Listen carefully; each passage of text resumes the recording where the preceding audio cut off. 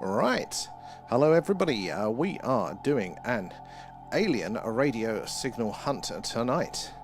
There we go. So we are searching the hydrogen line. That is the channel on the radio dial where scientists theorize that if ET is out there, this is where they are most likely to put the message, hello, is anybody else out there?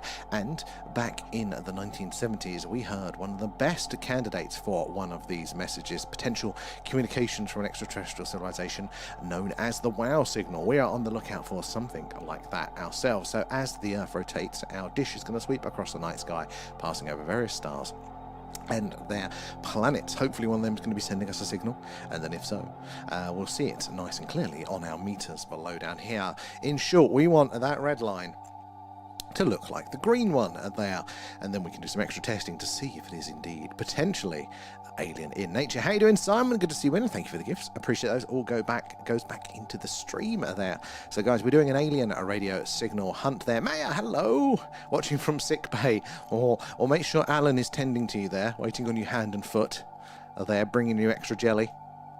So guys, we're doing an alien radio signal hunt tonight there. We are searching the hydrogen line, looking out for ET, hopefully saying hello. Why the hydrogen line? Out of all the channels on the radio dial, and out of all of the methods of communication, semaphore even might be a method of communication there. Well, because it is the frequency that hydrogen naturally emits a radio signal there. I think it's neutral hydrogen, and that's why it's called the hydrogen line, because that's the channel on the dial where it emits that signal. And because that is the most abundant element in our galaxy, it gives us a nice baseline, or I should say, it gives radio astronomers a nice baseline of the universe. So they're always going to be monitoring this frequency to understand what is going on. There'll always be eyes and ears on this part of the radio dial.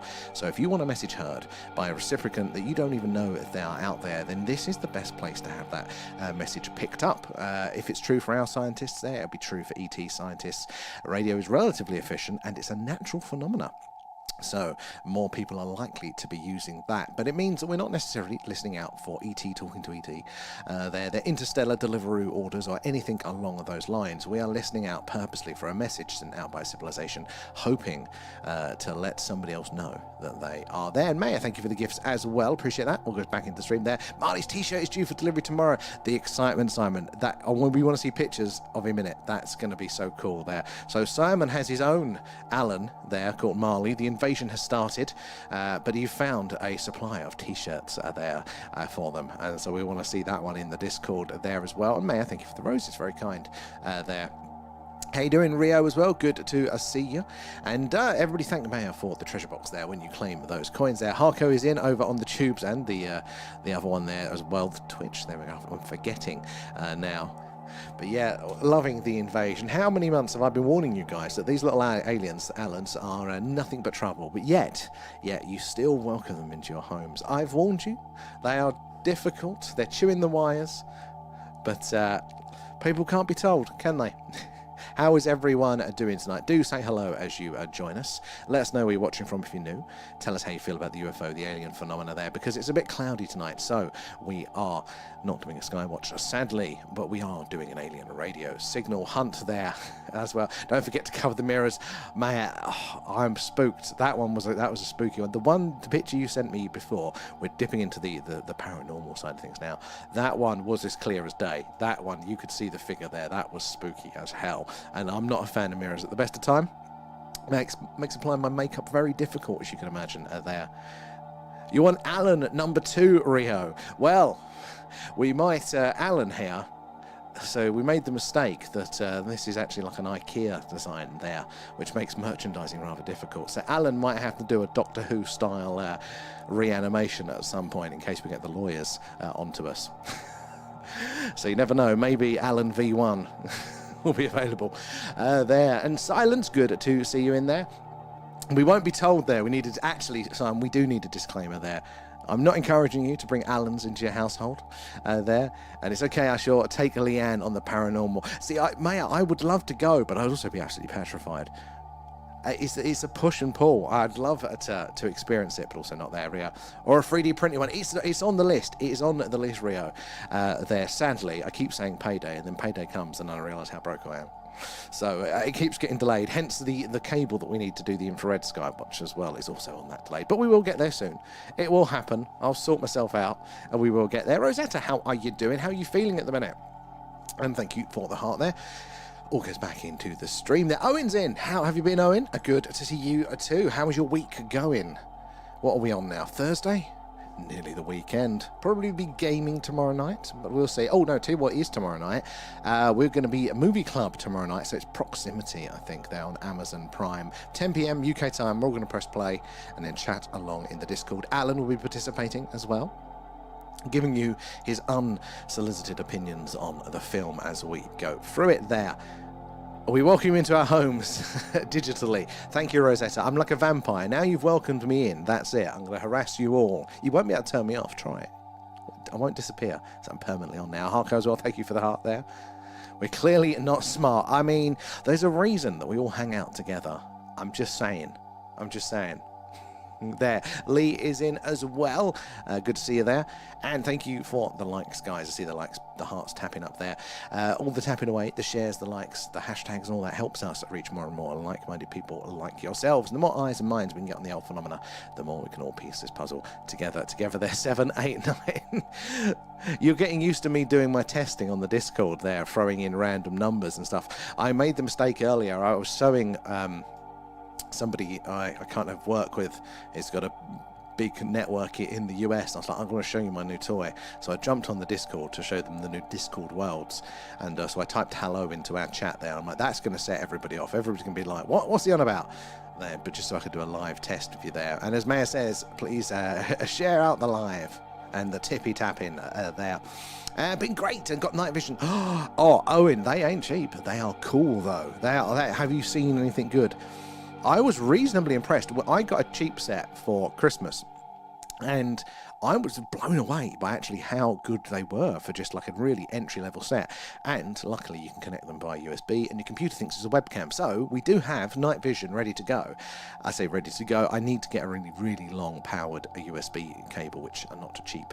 And then I can run that, and then we can do live skywatches, but in the infrared there, which, as I've been saying for months, is going to be a game changer for us because of the phenomena tends to act quite a lot in the infrared. So I think we're going to see more and more awesome things there. Maya coming in with the share there.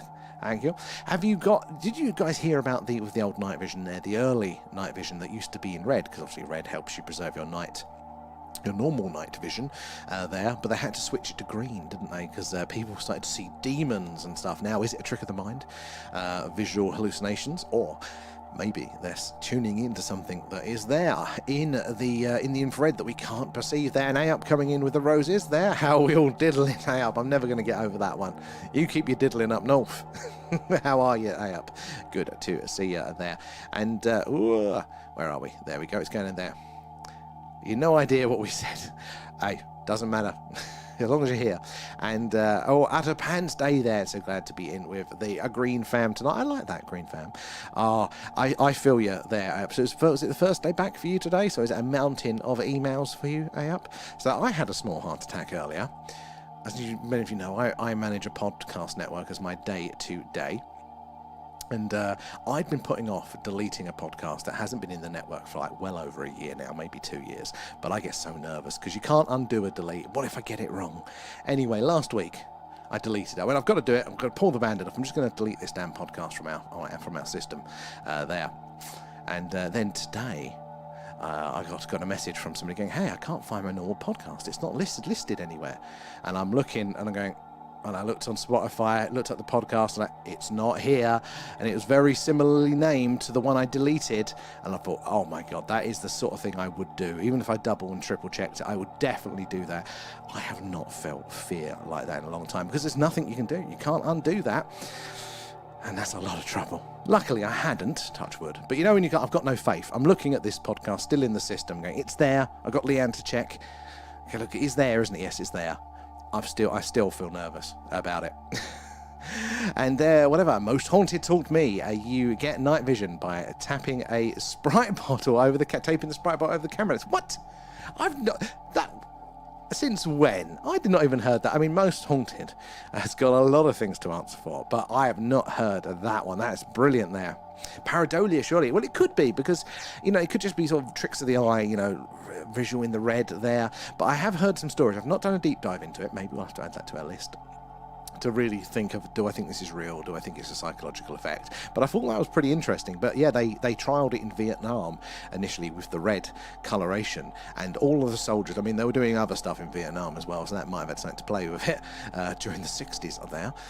But yeah, apparently, yeah, they were having psychotic breaks of what they were seeing. They were not having a good time. So that's why they switched night vision to green, apparently. And coming in with the hashtags, appreciate those guys. It is the likes, the shares, the hashtags that helps us reach more and more like-minded people like yourselves. And Ken, hello from Denmark. It's good to have you in, Ken. How are the skies in Denmark? Sadly, they are cloudy here, but hopefully over the weekend we're going to get another Skywatch opportunity there.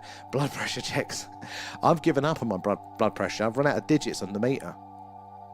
It shouldn't be too high. I'm overworked, but I'm not too stressed. I was earlier. When I thought I deleted that podcast, I very much was earlier. I've not felt stressed like that in a while. There. And yesterday was the first day, and today has been one of the, oh God, yeah, I know those ones out. Oh, hopefully tomorrow will be a bit better for you there. And Simon, if anyone gets a friend request from me there at 78, it's, from 78. Oh, exactly, that's your other account there, isn't it? There. And no, I didn't realise when we stopped hosting a radio GeoPress, GallPress, I'd all disappear into the ether. What was that? 10 years, poof. Oh, I get you. Yes. Oh my God, that is, yeah, it is, because it's all the records gone. Most people don't back them up. It's they're large files. They don't keep them, and yeah. I'm not in that podcast good books anyway, so I was very, very worried about that one there. And Maya, thank you for the hydration reminder. I've got my can of freedom today. It's probably shaving a couple of years off there, all that sugar. Squeaky bumper. Oh, it was. It was like, I cannot express that level of stress. And I think I'm in stress a lot of the time anyway, but no, that was it there. But oh, you're off tomorrow there. Well, Ayup, I'm liking the sounds of that one. And Ayup, thank you for the gift, appreciate those. And Lil as well, Lil Wing, thank you for the roses, very kind of you guys, and it all goes back into the stream, so helping us improve what we do there. Shave reminder. I can't have this hair growing out, don't want me looking like a hippie. And thank you, Lil Wing. Whereabouts are you joining us from tonight there? Where in the world? So we're coming to you live, guys, from Wiltshire in the UK, right in the heart of crop circle country, just down the road from Stonehenge. So very active skies, an ancient and mystical landscape here, a long history of the phenomena. Now, when we're doing the sky watches, that is very important. These are the skies to be watching for the action. Not so much this, because we are detecting or trying to detect potential alien radio signals coming in from deep space. So it doesn't really matter where you are in the Earth for those. But hey, we are right in the middle of it there.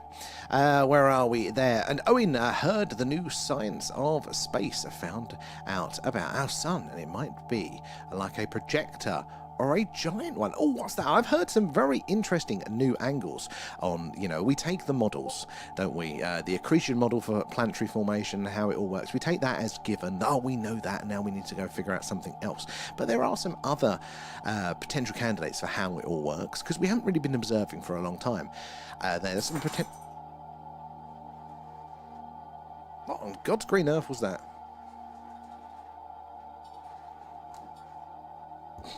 I'm confused now, guys. Hold on, I need to figure out what that was. That's going to do my brain in. What's that?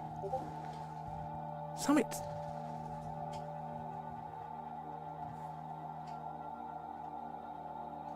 No idea what that was. Yeah, well, ghosts. No ghosts in the house.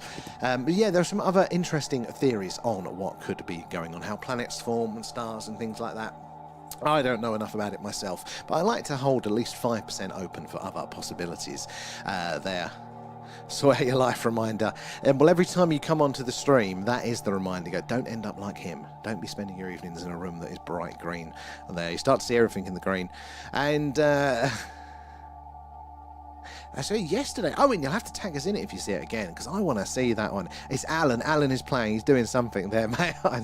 No ghosts in the house. We have rules, and obviously they're going to fully respect my rules. I can't even tell you what it was. It sounded like keys jangling, but nothing's on the floor. Ow! Other than my elbow, nothing's moved that I can see. Nothing's fallen off a shelf. I can't even think of what it could be. That's going to confuse me for the rest of time, but that isn't hard, is it? And there is a spirit of an old lady in your home. I said it before. You did. And I said no ghosts in the house, and you said they wouldn't respect that. But I like to pretend. There. And Dave's World there. Have you seen that they are planning to make a base on the moon? Yes, I have. And any moon space activity, even if it is behind the mainstream there, I am all for it. There. Anything that gets us considering and looking up and considering our place in the wider universe there, I think is so important there. It's so easy for us to look down. Even as individuals, to be so focused on the smaller things that seem very important at the time, but then we realised actually we are part of a much bigger system. Not sure what my faith is on them doing it anytime soon, but I am very keen for that one, Dave. So very good point there as well. And Maya coming in with a gift, Simon and Harko. And Simon, nom nom nom, thanks. Thank guys. you for feeding Alan there. And hello, Ben. Good to see you in there. And how they plan to build a structural integrity based on cheese? Well, actually, Red Leicester is quite firm, and we established that it was Red Leicester. So it shouldn't be too much of an issue there. But they can eat their way in, and then they have all of the protection there, you know, from radiation and things. So what is science there, Rosetta? And OGV, how are you doing? I didn't see you popping up earlier there. Did I miss you? But hello, V, how are you doing? And LP, how you doing there? Have you seen the Men in Black? So I haven't. I do get asked this one a few times, you know, because we're talking about this very, very publicly. Have we ever had any funny encounters? I've had many funny encounters, but not in this area. And I don't think that we're more of a discussion place. So it's other people that bring the fresh news, the whistleblowers and things, and that's probably where they would start there. Although we do have some suspicious activity of getting banned and blocked and things every now and again, but I think that is probably more prosaic than Men in Black. Has it actually, you know what? I don't know if anybody in our stream has ever shared a Men in Black encounter directly that they have had. So we've had plenty of sightings, plenty of landings, all this sort of stuff. Abductions are quite a rare one, but we've had a couple. But Men in Black, I don't know if we've ever had there. And hasn't NASA scrapped the platform that was supposed to be used to build said base? So, I think how I understand it is yes and no. So they've basically, what they were going to do with going back to the moon, I don't know why they were ever going to do it. It's like that they were trying to find jobs for the legacy manufacturers. Like they wanted to build, was it the Lunar Gateway, an orbiting space station around the moon that, you know, would fly to there and then it'd go down and up to that point. It's like, we can go to the moon directly. Why are you bothering with this step there? So that was the thing. And what they've done is they've repurposed that. So they've scrapped how they were going to do it with Artemis, and they're just going to now build something some other way. But they have reused, because they already built that module, basically, that was going to be that space station. And then they're basically strapping a nuclear engine to it and sending it to Mars, baby. So I'm all a fan of that. It does look like Gerald Isaacman is whipping them into shape. Now, he comes from business. He's a billionaire. Bad. But he has been to space himself there. So sometimes they do get the stuff done a little bit more than these bureaucratic institutions. Because let's be honest, NASA has dropped the ball. The legacy program, the governments have dropped the ball for a while. So hopefully he's going to stir it up a little bit. We don't want to go in full commercial. There's plenty of reasons why that wouldn't be suitable for NASA. But hopefully just a little bit of invigoration might be good. And so far, strapping a nuclear engine to a space station you've just cancelled sounds pretty rock and roll to me there. And Lee, thank you for the gifts there. And Dr. John, welcome aboard. Where are you joining us from tonight? It's good to have you in. If you are just joining us, I'm a few messages behind, guys, but I do get to all of the messages, so bear with me there. But we're doing an alien radio signal hunt tonight. So as the Earth rotates, we're going to dish outside, pointing up to the night sky, and it's going to sweep over those stars, passing over various stars and their planets. Hopefully one of them is going to be sending us a signal, and if so, we want to see it nice and here on the meters and the radios down here. And we're listening on a frequency called the hydrogen line, and that is the channel on the radio dial that scientists theorize that if ET is out there, this is where they'd put the message. And it's where we've heard very anomalous messages in the past, like the WOW signal there, but not just that, many more over the years there. So that is what we're doing tonight. We're hopefully going to get a signal there, but when the skies are clear, we do this, which is a UFO UAP skywatch, and being based in Wiltshire in the UK, right in the heart of crop circle country, does mean that we tend to see lots of awesome things in the night sky. So make sure you're following, and hopefully you'll get those notifications when we go live there. And Rosetta, whistleblowing what cheese the moon is made of. Actually, that's true. Maybe Big Cheese is going to come and shut me up for that one. And M to the C in the house there. And Dave's World sent a treasure box. Thank you for Dave for that one. But guys, do thank Dave when you claim those coins there for that one. And Elon Musk is going to make a hotel there. Look it up. I have heard as well. He was focused on Mars, and now he's setting his sights to the moon first and Mars. And there's plenty of things wrong with commercialization of space, but it can't hurt to have extra people involved there. I think that's very, very good. And it would take them twice as long, cost them a little bit more, but hey ho, if there's progress, I am all for it there. And electronic will there, they don't use the same frequencies as us, and they are outside of perception of space and time. So this touches on the other areas of the phenomena. So I like this one, electronic, there, because when I was curious and younger into the UFO phenomena, I was very much of the nuts and bolts side of this. You know, little green men in metal spaceships coming from distant stars. But the more you look, and especially of later years, there seems to be much more variety to the possibilities here. One of them is temporal there, with time, not just from distant planets there, but extra dimensional aspects here. So that could well be part of what the phenomena we're seeing, and why, when we're trying to find one unifying explanation of what's going on, that we can't, because multiple things are happening. Now, I do think if that's happening, then one isn't necessarily going to totally outweigh the other there. Like, if there's life here, then why would we be special, and why would there not be life elsewhere? And if there is life elsewhere, even if it's very difficult to traverse these distances, you know somebody's going to try it. So I do think both could be at play, or multiple degrees could be at play. But that extra dimensional aspect there, the fact that it's outside of our perception, this is very true, because we think we see the world with our eyes, we hear the world with our ears. We don't. We hear a limited, or we perceive a limited amount. It's not base reality that we're seeing and perceiving there. It's how your brain is processing it, and how your brain will filter out certain things well. But our sensors don't actually see everything anyway. There, we don't see all of the visible light. There's a good chunk at the low end and a good chunk at the high end, ultraviolet and infrared light, that we don't see. Same with sound as well. So, and we therefore don't perceive in the infrared, but we can use tools to see it as well. But when it comes to dimensions there, we can't even not just perceive it there, but conceive of it there. Like, we cannot think in different dimensions that we don't experience there. It's very, very difficult to even explain what the fourth dimension would kind of look like there. So it's definitely true that that could well be a case of what is going on to some degree there. And that's the one there. I've totally forgotten what for, but where are we? Let me scroll through there. And Elon has made a lot of tech that's good for, and I totally feel that LP. I am a big fan of that side of things, and I get why he's a bit controversial for a lot of people. There, I totally do. I wouldn't say he's a saint, but there is so much there that has been done. I am on the side of, well, I'd rather have him than not, just for the fact that he's pushed technology across so much in so many areas there. So I do lean that way there. And Katy Perry has been to space, Sam. It doesn't count for much these days. That is true. I missed my invite on that one as a strong, independent woman. You know, I should have been invited on that space flight. But, I mean, it's true. Although, I think it was Isaacman that did the EVA, did the first private EVA, you know, climbed out of the spaceship. That takes some balls to do that one. But, I mean, you're right there. This is the thing, you know, how many people, if having those resources, would be able to do the same. Sadly, we won't know, but I'd much rather somebody like that in position making some decisions for a change and seeing how it goes, rather than another career bureaucrat that's not really ever achieved anything, that's just pushed some paper around for a while. There's problems with it, I 100% get it. Nothing is, there are no heroes or devils. It's always somewhere in the middle, isn't it, there, in the extreme. There we go, humbling me. There, V, humbling me. Did you see the pickle, V? And the other one? I think you did, didn't you, Wizen? That was hilarious. But thank you for that. And A up and V there for the gifts. Appreciate those guys. It all goes back into the stream there. Hello, nerd. Kate's in the house. And Rachel is in there. How you doing? And no clear sky tonight. Sadly not. There was a couple of gaps in the cloud just before I came on. I'm like, do I risk it? Do I not? But I checked the weather and it is meant to be mainly cloudy. And we don't want to risk getting the camera rained on. But hopefully over the weekend we are going to get another opportunity to do an awesome skywatch.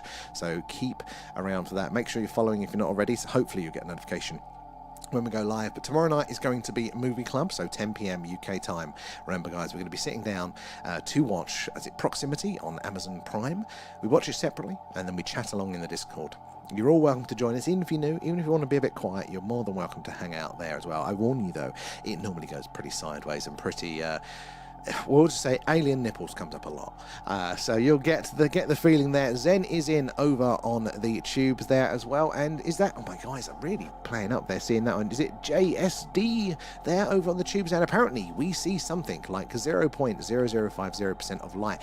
I wouldn't be surprised. I honestly wouldn't be surprised there. That is very interesting, because apparently you can kind of see the heat from animals, or not even the heat, we actually emit light. Living creatures emit light, and it's theoretically possible something could have evolved to have seen that. We didn't need to evolve that apparently evolutionarily, but it's still very interesting, the possibilities for it there. Maya coming in with the stickers, thank you for those. I do love seeing our stickers, don't see them enough there. And without the Russians and SpaceX, the ISS would have died. Exactly, this is the thing, isn't it? There, you know, we have to admit that there has been, you know, I mean, just isn't it like SpaceX does 95% of mass to orbit? It just wasn't possible before, you know, which is a necessary part of our advancement out there into space to be able to increase our capabilities of doing that. Now, again, nothing is ever without cost there. Putting more of those satellites up there, risking Kessler syndrome and space junk, it's never a black and white one, is it? But it is still, it's forward in my book there. And A-Up coming up with the gifts, thank you for those. Terrible way to make contract outside of our perception, space and time. Yeah, the first date's not going to go very well, is it there? I've got many friends, I just can't perceive them. And yes, we know, fully gone off the plot there. And Mayor coming in with stickers again there. The toilet is in the Russian side. So, do you reckon they stop them from using it when they're having disputes there? You're not allowed to use the toilet. There. Oh, it's old. Wait, the toilet in the Russian side is long time broken. Yeah, it's about right though, isn't it? Doesn't their side also have a leak that's been playing up for a while? And our brain just makes up the colour magenta. So that's, I think I've heard that as well. And it's also interesting, isn't it, that when we do use infrared technology there, we have to pick a colour that we do perceive to represent it, because obviously we cannot perceive it. So we have to go, right, blue, green, grey, whatever it is. So we have to choose which colour we're going to swap out for it, because if it was the real one, we still wouldn't see it. We wouldn't need the goggles. The human mind is absolutely fascinating, and I don't think we touch enough on that when we're talking about the phenomena to see how much of it could be on our side there. There's a big thing going around at the minute about the phenomena being a bit of a trickster there, and everybody perceiving it slightly different. And I think that is exactly true, but I don't think it's the phenomena that's doing that, that's going around. I'm going to make him see a spaceship, and I'm going to make him see a bright light. I think what is going on is that is perfectly down to our own individual perceptions there, because we do not see necessarily base reality, but we also can see the same sensor data but filtered through the same understandings there. We all have different filters, and you can literally not see things that are in front of you a lot of the time there, the way that the brain works. So it makes sense that, again, we're all computers and we've all got different presets there, so we're all going to take the same data and come up with slightly different answers, aren't we, some of the time there. And Robin, strange how all the craters on the moon are different widths but the same depth. So is it artificial? Robin, like, I'm going to press my button here, look. We do a moon watch when the moon's up and when I can be bothered, and you see all the craters, all the details. It's awesome, but we talk about how weird the moon is. I thought moon stuff was full on tinfoil hat stuff. Like, come on, the moon, guys, surely the moon is just the moon. No, hell no. The moon is strange, and that is just one of the many reasons why it is strange there. On Earth, the bigger the thing that hits it there, the deeper and the wider the crater. On the moon, the wider the crater, but not the deeper. In fact, there are some craters on the moon that the center point in the middle of the crater there is at the same height as the rim, because they're so big and the curvature is curving around, pushing the middle up again. That implies that the moon is strangely strong, strangely dense, but yet it's also not as actually dense. It's about 23% as dense. So we're thinking possibly a honeycomb structure or something like that. The moon is incredibly weird. If it's not fully artificial, I think there is some shenanigans that have been afoot to there as well. And you can only explain 4D if you're 5D being or above. And this is the thing, yeah, unless you're in it, you can't, because we don't experience that bit to tell you what it was like there. It's a nightmare as well. It is a nightmare. And so it would make sense, wouldn't it, that part of the phenomenon, why it's so strange, is that we are seeing like the 3D parts of a 4D, of a 5D, being, entity, a vehicle, something like that. Man, sorry, I'm checking my earpods, and I thought I heard something that sounded close to hunt there, or like a hound there. You get the scent. It's like spookiness about. You'll have to grab the camera out. And then, do we reckon the Americans have been testing weapons on the moon? I heard an interesting fact. That's the very wrong. Let me check that one. I heard an interesting rumour the other night, the opposite of fact here, but I hadn't heard it before. And this touches into that. I think they would if they could there. But have they? I don't know. But what I heard the other night was from a chap that was saying that the reason that Apollo 13 didn't make it, the issue they had is that it was intercepted by UFO. Hey, cowboy hat. Thank you there, Blue Nose. Just seeing you up there. Appreciate that. All goes back into the stream. Hat for a hat. I mean, can you imagine? I legitimately had that moustache. I mean, I've got a little bit of one. Like, if I just do this, like, you know, imagine handlebar. I'm doing that. Some big orange aviators and a can of Bud Light. I'll just talk about freedom all the time. I reckon that could be a look for us, couldn't it, guys? The sleeveless top as well. We're going full haunt with that. But yeah, the Apollo 13, the one that had the issue and didn't make it to land, they had to come back. It was a very interesting film based on that. That yeah, maybe they were carrying a nuclear weapon for that purpose. The previous Apollo missions had let seismographs, seismometers, or whatever it is there for seismic activity, and they think the next test was to blow up a nuke on the moon. And then to do the shockwaves, and they think they were carrying that, and then the UFOs interfered with it, because there's lots of evidence that UFOs do interfere with cruise missiles, nuclear weapons, and things like that. And I thought, oh, that is tantalising. I want to know more there. Hope to get back into astronomy in the summer. That will be awesome, Rachel. And you've got to keep us up to date if you get any images there as well. God, I'm 46 messages behind, guys. You'll have to bear with us a second. Trying to get through you all there. But A up and Blue Nose and Lee are there. And Blue Nose again and A up. Thank you guys for the gift. That's very, very kind. Appreciate that. All goes back into the stream. Oh, it's jumped ahead on me now. We've got this fun to deal with. Let's have a look. Where were we? Let me scroll up there. No, okay, here we are. It's jumping ahead on me now then. Did I say hello, Zen, over on the tubes as well? Good to see you there. Potato. I part of me does like the potato. It's humiliating there. Mystery box. Oh, what's that? Flowers there. Thank you, Ab. That's very kind. And V, yeah, I did see the pickle and the pickle dance. God, I am behind on the messages, but yeah. And we might bring the pickle back later there. And something meteors, something rock hit the moon, something. That's basically it. You're following along just fine. And last night was a beautiful night, moonlight shining through the room. There is something about the moonlight. I love it when we're not doing the streams, because it does get in the way of our night vision there. But just generally, it's quite beautiful. Didn't have to struggle plugging the camera in. And does that mean you're joining in on Movie Night Rosetta? Oh, that'd be a treat. You've got to join in. Alan now participates. You can argue with Alan about what you think of the film. And shrimp can see more colours than we can, and I'm furious about it. There are some people, actually, some humans that actually can see more colours, because we normally have three light cones, different types of light cones in our eyes to see the three wavelengths there, and we assemble the colours between them. But there are some humans that have a fourth, so they can see more, which I think is pretty goddamn ridiculous. I want that ability. But didn't they invent recently contact lenses that give you infrared vision? I thought, I'm getting me a set of them. Maya coming in with the stickers, and A up too there. Movie night is funny. I do like a good movie night. It's come around quick this time. I have to figure out what the next one's going to be for the vote there. All your friends are here. So, well, that is actually quite true there. I am most antisocial in real life. So you're the friends. You have to deal with it now. It's probably going to affect your credit score there being associated with me. But hey-ho. Harko coming in with the stickers as well. Guys, it is the tapping, the sharing away there, the likes, the hashtags that does help us reach more and more like-minded people like yourselves. You never know who's going to come in and what they're going to share with us in the community there. And that's my favourite bit, hearing all of these. Hearing all your first-hand accounts of the phenomena. The human eye is terribly designed. I have astigmatism. Rosetta, I do as well. Is yours related to, because I think we've mentioned this before, is it related to the emo haircut of the early 2000s? Because I've got astigmatism in this eye, which is where my emo fringe used to be. And apparently everybody of that generation who I used to, get drunk with in fields when I was a young teenager there, we all have astigmatisms in our fringe eyes. And John often cannot find things that are in fact directly in front of him there. That's the age-old. It's where you put it. I can't find it. We don't necessarily perceive things. It's popping in and out of reality there. Right, back to bed. Oh, Nightmare, thank you for joining us, and hopefully you'll feel better as well there, but we'll catch you later on there. And what is strange about it there, it's our only natural satellite. There's so many things that are strange. It's a fascinating object, but if you think about the other moons of all of the other planets, right, it was very weird that we have got such a large planetoid moon for the size planet that we are now. I think of Mars, which isn't much smaller than the Earth.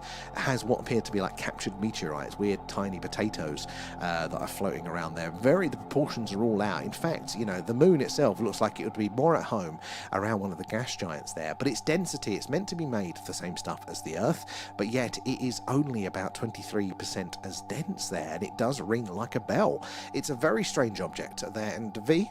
Nom nom nom, thanks guys. Thank you for feeding Alan.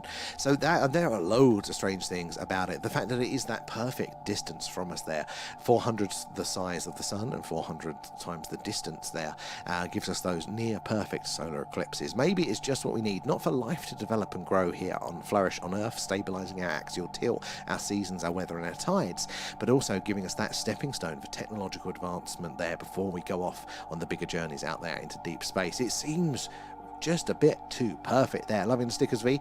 And I've been sleeping most of the day there today. And at the height of... Oh, my God. Kate there, no wonder. One day, you're going to have good news soon, Kate. Where are we? Let me scroll through there. And what did I miss? I was doing a shop. We had 3 messages. One asked for you, Ben, the aliens there. They said something about a probing later. Just all the awesome conversation. But I've already forgotten it. And Pluto, I'm coming up, so you better get this party started. I haven't partied in a very long time. I don't know the definition anymore, Pluto, but good to see you in there. And Deb there, hi from Yuma, Arizona. Wow, that is awesome. I think you can get the stamp there, because I don't think we've ever had anybody from your way. Now, you have fantastic skies, a lot of crash history, potential UFO, UAP crashes in your way. Sorry it's taking me so long to get around to you. I'm still so many messages behind, but I insist on reading everybody, so it'll take me a minute, guys, but I will get there. But yeah, have you ever had any experiences, some sightings yourself there, Deb? I appreciate that, and thank you for the follow. Guys, make sure you are following, because we do something like this every night. If it's cloudy, then we do this, the alien radio signal hunt. If it is clear, then we do a skywatch there looking at UFOs. We're based in Wiltshire in the UK, right in the half crop circle country and just down the road from Stonehenge there. And I believe we aren't from here now. That could well be true in a number of ways, Deb. There are a few little indications that we are not perfectly evolutionarily suited for this planet, and somewhere a little bit less gravity, a little bit less of the sun's radiation, Mars, would fit us much, much better. But also, some scientists very recently did the maths on how long it would take for, I think it was single-cellular to multicellular life. There, basically how much, for life to start from zero and all of the steps there. Based on our understanding of all of that, how long it would take. And Earth hasn't been habitable for about 2 billion years, long enough there, but Mars was habitable for 2 billion years. And panspermia is a thing. We're trading rocks all of the time with the other planets around here, so it makes sense that could be possible. And Mars does seem to have current microbial life, at the very least, potentially Venus as well. So it could well be quite likely there. Ethan is in the house there. Humans with 4 cones, human shrimpy hybrids. Not the delicious shrimpy hybrids. You'd be looking at your friends the wrong way. Can you see more colours? Delicious. Get on the barbecue. My eyeball is shaped weird. I swear we had the emo conversation. Stop pretending you weren't an emo, Rosetta. Just admit it. It's not a weird eyeball. It was the emo phrase. It's not a phase, Mum. There. And Deb there, 2 sets of wings. Oh, what's the first part? I think the first part might have got filtered out, Deb. Sometimes TikTok filters out the words there, so I might have missed the first part of that one, sadly. Would love to hear the rest of it, though. Alan, show yourself. It takes him to, he's a bit shy. But he comes out eventually there. And Ethan, I got a telescope recommendation for you that you can... Ethan, we need to know this. This is pretty cool. Not that I've got the budget for it, but at some point I will. So yeah, let us know. We are very, very keen to hear that one. Thank you. And some strange activity, and I love the moon. Oh, the moon is stunning. It is absolutely amazing. And Blue Nose, a star map. Thank you. That is very, very kind of you there, and very on brand for the stream. Captain Blue Nose, I should say.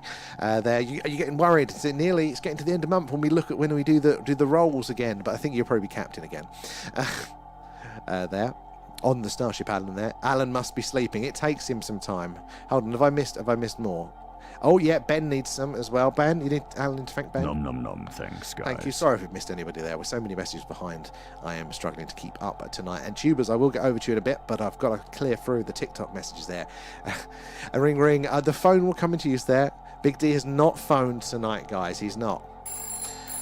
Oh, speak of the devil. Yellow. Yeah. Really? Oh. Yeah. Okay. Sorry, V. It looks like Big D is going to put some tariffs on your new Audi. So it's going to cost you an extra 20% there. Don't ask me. I don't know what you did, but you've offended Big D there. And still no waterfall there. My silly SDR does not alter. It does that, including decoding to text, but only show. See, I didn't go decoding to text is pretty cool. We have the waterfall, but we just cover it up because we haven't got that much space available. And normally, until we get a clear signal, the waterfall isn't that impressive. That is basically like a printout of the results from the radio, guys. Kidney infections improved a couple of numbers. Okay, there's since meds and diet change. That is, and I'm looking on the, like, you can still be miserable, that's fair enough, but I'm taking that as a positive, Kate. It's very important there. And all contrived, but thrive and be well there. How you doing, Dev? Sorry, it takes me a while there. But where are we? And Ben, can't wait for a probe. It's been a while. Well, Alan's got your number, Ben. So, you know, tonight's the night. Have you got your passport, though? Because he might, if you're exempt, he won't be able to. And V, I see we are using a nuclear to get to Mars there. NASA must be trying to race Elon. I think they are. Now they're also headed by another billionaire. They get to play with their toys, don't they? But, hey, strap a nuclear engine to something, and I'm interested. I'm a simple man, and you make it go boom, and all of a sudden you have my attention there. Let's put another human on the Barbie. It sounds like Rio as well. You're waiting for the calls, and before Alan was sleeping, he's a bit slow tonight. He's been distracted. I downloaded him the Sims 2 collection, and he's been playing that. He's made all of you guys as little Sims. Sadly, most of you haven't made it out of the swimming pool, though. Yet there, Alan is not shy. He's just plotting and planning world domination in The Sims at the minute there, Dem. And what's beyond the ice wall? And why can't infants hold their heads up 4-4? It's scrolling ahead on me, damn bloody thing. I want to read that one. Hold their heads up for 4 weeks, or ambulate for 8 to 9 months. So brilliant questions there. So I have heard of the ice wall. It's not one that I'm fully with yet, but hey, it might be possible. There, the infant one I find absolutely fascinating there, because we are the only species, aren't we, that there is so much development outside of the womb there, like so much. And the mainstream reason for this is because if we were to fully develop any more in the womb, that would be fatal for the mother for during childbirth there. So it we had to do it externally.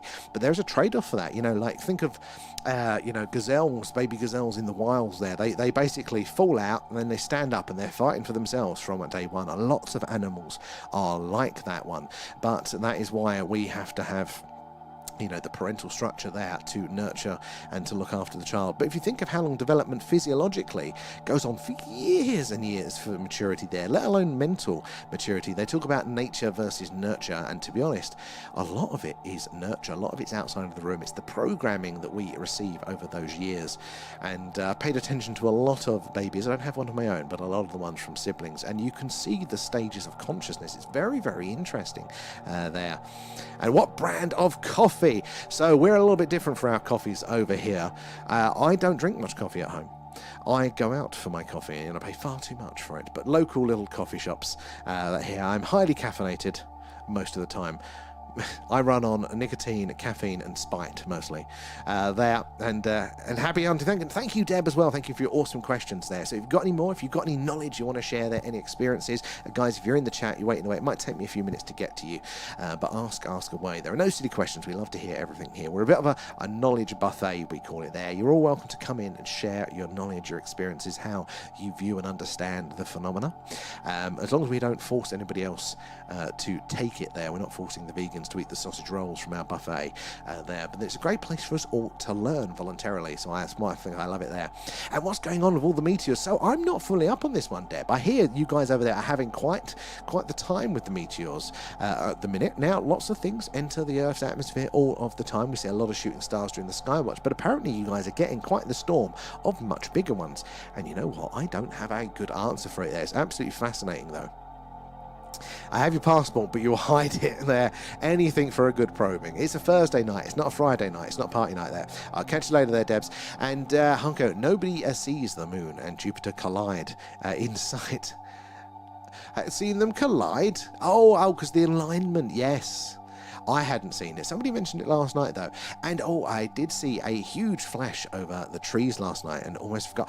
Oh, Rachel, that is awesome. Do you think, like, as in a meteor flash there coming in? Or was it something a little bit stranger there? And we are evolved. So, evolution is a strange one there. What we think of as the mainstream understanding is actually neo-Darwinism. It's not quite Darwinism, and there are some clues that it isn't quite as we understand it. Like a lot of these things, we're slowly piecing the puzzle together, but we think we've fully pieced the puzzle each time, and don't leave much room, do we, for the other possibilities and variations there.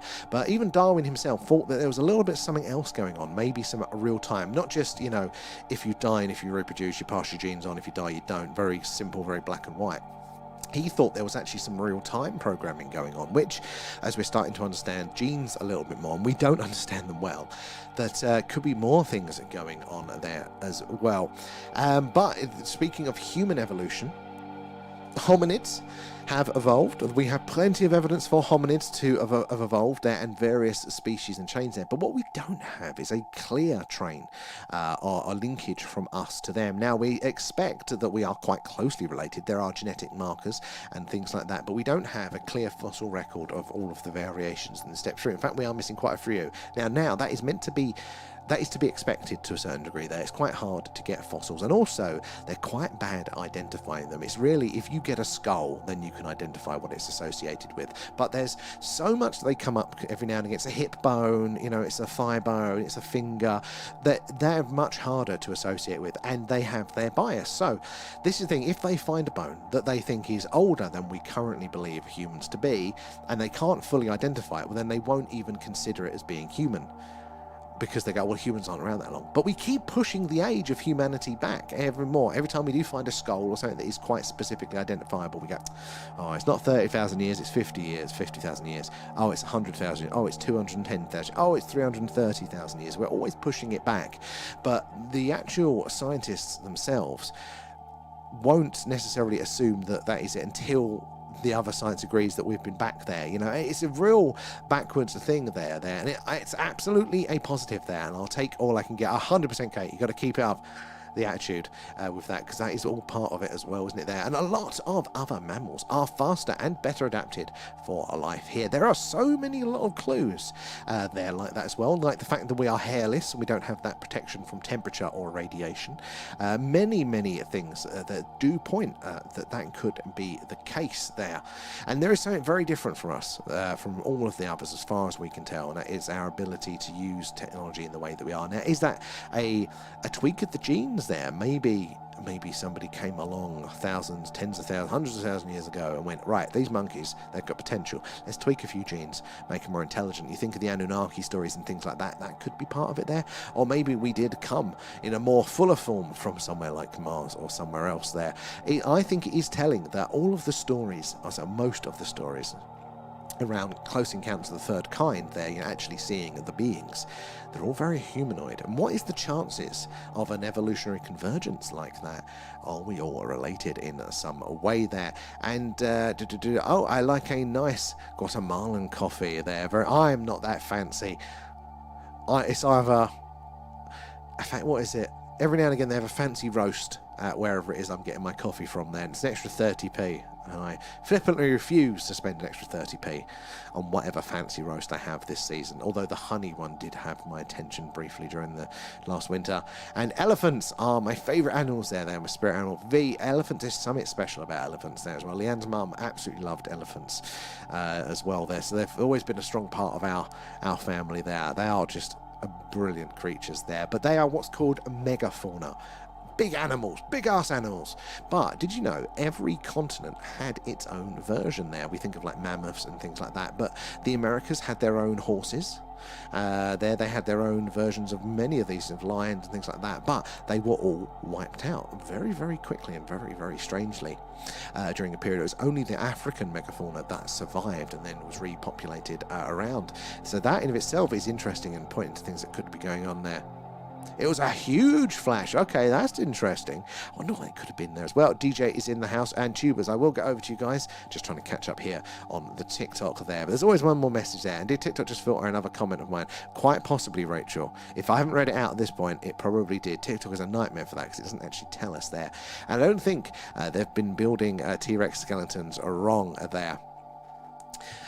I don't think they have to a degree with that, although they definitely did back in the day. And this is the thing. And I think we're on a journey of improvement, but I wouldn't say necessarily things are fully 100%, although I think we're quite fine with that. But it's amazing that how much room there is for interpretation around these things. Maybe we have got the skeletons down, but the muscle mass, how that was distributed there, and things like the feathers that they're talking about now, that they may have all been bloody feathered, or there was no fossilized evidence of that. So we didn't know. So I think this is the problem. We think that because we've got a few things that are locked in and we are confident on, we don't realise that how much the rest of the story is actually interpretation and is less convincing with it there. And hybridization is essentially essential for a stronger species there. Genetic diversity wins out, and it does for a very good reason. Viruses are there, and viruses are one of these contenders that we don't quite know if they're life or not. Many people argue they are not, but there's a few cases that go maybe.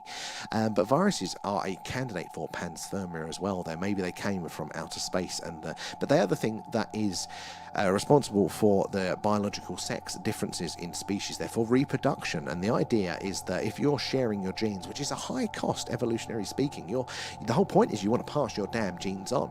But we're trading half of them off every time, purely because then we don't have to pass on genetic issues and viruses and things like that. And they think viruses is where what caused that initial development of a reproduction like that, which is very, very interesting there. So it's important to have that genetic mix.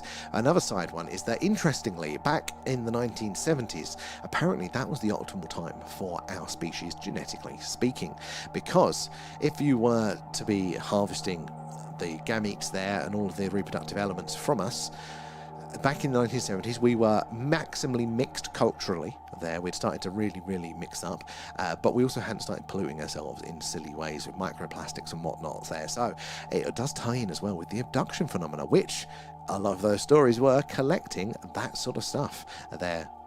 Definitely looked a bit humanoid. It really does interest me, that humanoid nature in these experiences there. They are stunning creatures as well there. East Anglia has its own horse, does it? I can't think which one, because America did have the horses, and then we brought them back over, and that was one of the issues, wasn't it, with us versus the natives of the South America and stuff like that. It was the ability to ride horses, one of the things that put them at a massive disadvantage, and they're flipping enormous, the Suffolk Punch. Is that it? Because there was a petting zoo I've been to a few times there, like it's a kid's farm basically, but there's loads of animals, and I love to interact with the animals. So me and Leanne always make a point of going to the petting zoos or the places where you can see the animals, and they have a full-on Shire horse, one of these ones, and they are big. They are absolutely massive in every way, shape or form as a horse, and it's in the New Forest. You see a lot of horses around there normally, but this Shire horse is massive. But they pair it, its friend is a Shetland pony. And the comparison between the two is hilarious there. And unicorns definitely existed. Well, I think a lot of these stuff that are in folklore stuff, there's reasons for it. Some of it can be like a conceptual thing. I'm always open to that it was in that sense and it represented something symbolically. But I wouldn't default that way, the way that the mainstream understanding writes it all off as good imagination and symbolism. No, I think you've got to prove it the other way around first. I think there probably was something there. It is awesome. And I'm googling. Oh, Google away there, Deborah. We love it. And Rosetta, they're wondering if they've put the arms on backwards and actually they had tiny wings, but this is how it could be to a degree, and I think we are getting better and better and better. The more fossils we find, the more they work with it. I don't think it's as bad as it was, but we always forget. We go, we figured it out now, lads. We figured it out. And you're like, you said that last time. And I think you figured it out more. It's a progression, but I don't think it's the confidence there as well there. And Giants failed the fitness test, I'm afraid. Well, if you're bigger, you need more calories. Therefore, you need a lot of food to eat, basically. And they think that one of the reasons why a lot of the megafauna died off there was, you know, some sort of catastrophe there, which, you know, possibly blocked out a lot of the grass growth, and therefore they didn't have much to eat, and they probably died pretty quickly from that. But we used to have, didn't we, when we were higher oxygen levels on the Earth, we had big fucking insects, big boys flying around there, because you needed the higher oxygen level for them to function. And I'm not a fan of that. You know, I would much prefer to go back to the time of, you know, giant mushrooms and spontaneous fire. That's a more interesting time than giant bloody insects. There for that one. And where are we? Marcus as well, thank you for the gift. Sorry, I've been slacking on those ones. A up as well there. Appreciate that. All goes back into the stream. Some interesting stuff today. I'm going off on a ramble. I'm trying to get through the comments. I always get loads out there. The size I don't think I'd ever seen one up close before. It was like jarring how large it was there. Good evening, Marcus. Good to see you. Sorry it's taking me so long to get around to the messages there. And the Suffolk Punches, I love that name. They've got some really good ones. They're like craft beer, and their horse names are like craft beer names. And maybe half a hand and a half shorter than the Shires on average. Okay, so they're still pretty substantial there. And Deb, I love the charm. Thank you, it's very kind. But I'm just reflecting the interesting things that you guys say there. So keep up with the comments and the interesting questions. I'm going to have to switch over to the tubes because I've been neglecting them second there. So I'm going to quickly round up. I will get back to you, TikTok, but you'll have to bear with me for a second there. Big everything, but gravity sucks there. And that could be a clue, couldn't it, of when we're looking at the morphology, of these creatures that people are able to see. There are clues about their evolution and development and maybe what environments they might come from there. But tubers, you've been waiting patiently there, so let's have a look at what you guys got to say there. And growing up, I remember seeing a face on the moon. The man on the moon there, definitely not so distinct these days. I've heard about this and do wonder can happen there. The face on Mars, though, that hooked me as a child there. And witness protection, how you doing there? Talking about this one, evolutionary intervention model. Oh, tell us more. I think so. I think it's a possibility. Now, my belief for any of these things is it's on a scale of percentage. I haven't collapsed down to a definite opinions on a lot of this because you know what? I don't know. I only hear the stuff that you guys hear, and I'm not exactly the most intelligent person in the room there. So I like to keep things quite open until we get the answers there. But do I think alien life is out there? 100%. Do I think it's visiting us? Top 90s. Do I think that any particular story is true? Somebody like Bob Lazar, 80s, something like that, you know. So each specific, and we talk about you know, maybe the Anunnaki visiting us. I think there's quite a high plausibility there. I'm not sure if the evidence is conclusive on that one. Maybe that's the 60s, the 50s areas there, but I'm always open to hearing more. I do think it's possible, though, definitely plausible. And JSD there, right, let's just stick in here. It is JSD. Okay, there we go. I'm just going to call you 84 from now. And that's what I think there. Aliens found pre-humans and thought we would make good slaves with a bit of intelligence. It's plausible. It fits to the evidence that we do have now. But the problem is it's not a vast amount of evidence. So there's still rooms for interpretation around that and for getting things slightly wrong. And you know what? Any answers that we have are probably going to be slightly wrong. It's a case, again, of how right we are rather than right or wrong binary there. But even if we're only a few percentage right of any particular theory, we can push it on to the next person that's going to get that a little bit more, and slowly we will get there over time there. So we don't need to worry about being too wrong. We're not betting the farm on anything we come here, but together, as we say, we are going to piece this puzzle together there. And I don't think they intended to enslave mankind if they experimented on the genome. Well, they may or not have as well. That is also another possibility there. You think, what would their incentive be? Is it a curiosity? Is it a science experiment there? And maybe it's something like that, which is the reason that we do have the secrecy and the lack of disclosure. Maybe, as they say, there's a secret too terrible to be told. How would we react as humans if we found out that, yes, guys, there's alien life out there, but we are its pet science project? And hey, let's not act up too much because they might end the experiment there. How would we react as a society with those new bounds? Maybe that's why they're not telling us there. Private Tomcat, is in the house there, and I don't wear jeans, and I don't plan on passing any on there. Not even some flared ones on the weekend. You gotta live a little there. But I know what you mean about passing it on. I'm very skeptical of doing just that. Raph is in the house there. Tinfoil hat wearing. I'm not the last one because I got in trouble for saying that last time, didn't I, Raph? There. And Witness, tinfoil. I can stop alpha particles. This is actually the funny thing of it, though, isn't it? That the stereotype tinfoil hat wearer there, and I've laughed at that before. But like with all of the conspiracy theories, especially of late, you go, there is actually some truth to it. And I go, am I going down a weird road here? And, it's not about right or wrong, this cultural shaming here, how correct you are or not. All this is how far, the judgment comes in how far are you away from the rest of the group. That's the first filter. It's not about if you're correct or not. It's are you different from the group? Because if you are different from the group there, you can present a problem and therefore social shunning. What the group doesn't realise, though, is that, and hey, look, sometimes people do go off the rails and they do cause a problem, so it's a useful mechanism. But what they don't realise is that the people that think differently, even if they're not right now, they are useful to society there. They are the immune system for when things go wrong. Because if the society is functioning the same process over and over again, that's great why it works. But nothing works forever. Our environments change. The rules of the game changes most of the time. So you need somebody in there with a different plan that is going to mix things up a bit when the time's needed. I call the neurodivergent people, us lot, I call us fire extinguishers. Because most of the time you don't need us, and sometimes it gets in the way. And if you've ever run a business and you've got to pay to have your fire extinguishers checked annually and serviced, it's an expense that you swear about having because you didn't use those fire extinguishers last year. But my God, when you do have a fire, you are so grateful that they are there. And I feel we're like that. We're the guys that are needed for when things go a little bit wrong. We have the ideas and the processes and the ways to figure it out. But for the rest of the time, it's not fun for us being on the outside of society, and the rest of us look at it slightly strangely. So we are the fire extinguishers there. And Polly is in the house there. How are you doing? Right, back over to the TikToks. How are you guys doing there? GP Old Testament there. Wait, what's that one? I've forgotten, Rosetta. You have to tell me what we're talking about. There.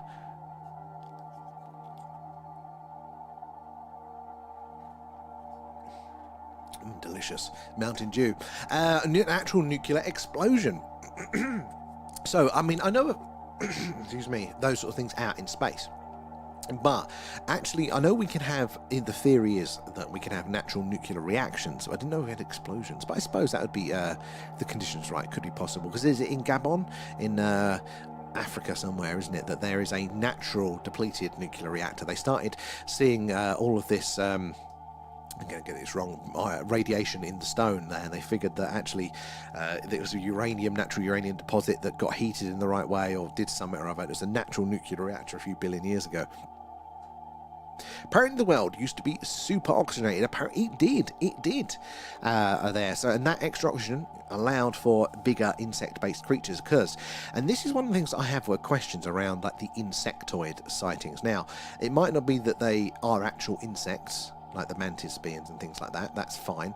Maybe it's just our interpretation. We're aligning it with what we know to use that as an example there. But actual insects can't really get much bigger because the way they breathe is through like pores in their skin, and that doesn't scale apparently in our environment. You just need a higher oxygen atmosphere. So maybe that's a clue to those ones maybe not being as true, or maybe they just look a bit insect-like, but it's a totally different system there. Have you ever seen a moose? Only in images, yeah. And apparently that's one of the things that I go, I know they're bigger than I expect, but I haven't experienced it, and I haven't I know I'd still be a surprise there. Moose are categorically too large. Can you ever have too large? Could you cuddle a moose? Are they friendly there? Is there a TikTok account where somebody's got a friendly moose that we can all fall in love in and buy one and then realise we can't look after it there? I am not terrified so much as obsessed. Yeah, I'm obsessed with ostrich and emus. There, I think it's the ostrich that do the mating dance. I said this before, but they do like a mating ritual dance where they get down on their knees and they put their feathers up like this, and then they go like like that, and they kind of like rock back and fight. It's hilarious. Find a video of it. Oh, that was too dizzy for me at this age. There. And when are we going ghost hunting in Yorkshire? Agent X, I would love to. I really would. But you want me there for more than 5 minutes before I get scared and let the team down. And so you're not the most intelligent person in your office. Do you mean the specific office that I'm in now, in this room? Because that possibly would be a fair assessment there. I mean, but then again, the super intelligence of our leader, Alan, is not to be questioned there. Although this room is not my office anymore. It's officially now known as Alan's room. So I'm in Alan's room today. And Bob Lazar is definitely credible. So I think so. I do think Bob Lazar is very, very credible. The reason I'm not like 100% on it is for a couple of reasons, which is there's always a level of human interpretation there. And Bob himself says that he doesn't know how much of his experience was passage material there, and I think he's specifically referencing some of the actual documents and things that he was shown rather than the craft themselves. But I mean, this thing, you can divide up the elements of Bob Lazar's story and have a high conviction or a lower conviction to different parts of it, because he said, look, they probably put some false stuff in there to know that if I leaked it, they know where it's coming from there. And he even said he thinks he saw a being in another room behind a door, but he said like that maybe they put that there just to try and play games with me or something. So I lean strongly on Lazar, I really do, but I feel like I need a few extra bits for it before I can push it much higher there. Loving the stickers of V, incredible. Don't worry about your spellings. We get it, Rachel. Look, if I was in the chat and you were trying to decipher what I was typing, you wouldn't have a chance there. My writing is practically hieroglyphic. I don't want to insult the ancient Egyptians there, but my writing is terrible there. And the new Bob Lazar documentary is cool. I'm very much looking forward to it. And I think, and I'm saying this now, guys, because they have put in a lot of effort to 3D model S4, the base at Area 51 that Bob Lazar was working, there will be clues that will either reinforce or erode some of the credibility of the stories there. And I'm thinking purely architecturally. If they don't get the light switches right, if they don't get the construction right, or if they do get it right, you know, these are the subtle things there that would be very difficult for somebody to get 100% right if that's not their thing, because there's a lot of nuance into the the building techniques of the 1950s when it is rumored to have been constructed, and there's also a few other little things that you can tie in there. So I think when we get to see the space there, we'll go, that's either true or it's not. Yeah, I think it's going to give us information for there. And I'd lean towards true, I definitely do. But I think there's going to be something that I'm very much looking forward to it there. And guys, which of Alan's family snuck out tonight to Ireland football match? Oh, what was that? Is there a clip in the Discord there? Shun the non-believer. I didn't say I didn't believe. I just said it's a degree of percentage there. Picture evidence in the Discord. Thank you. I'll have to check that one in a second there. A up. Guys, if you are just joining us, we're doing a live alien radio signal hunt tonight. We are searching what is called the hydrogen line. That is the channel on the radio dial, and it's these two lines here and here. That scientists theorize that if ET is out there, this is where they would put the message. Hello, is anybody else out there? It's where we heard anomalous signals in the past, like the WOW signal, amongst many other ones there. So as the Earth rotates there, our dish is going to sweep across the night sky, passing over various stars and their planets, hopefully of us detecting a signal there on the meters. But very simply, we want that red line to look like that green line, and that would be a very good day for us indeed there. So say hello, let us know where you're watching from. I'm quite a few comments behind tonight, but I do try and read them all, so give me a minute and I will get around there. Right, neurospices are contingency humans. Evolutionary speaking, yes. Evolutionarily speaking, I think so, strongly there. And I think it makes sense as well, because you do not want to, as an individual, right? Because most of human history, we have had to preserve calories. They are very hard to get, and you don't want to be wasting them. And a lot of our psychology is based around that. And so it makes sense for the majority of the tribe to be doing the things that have always worked, that have always provided the most efficient return, calories expended for calories in.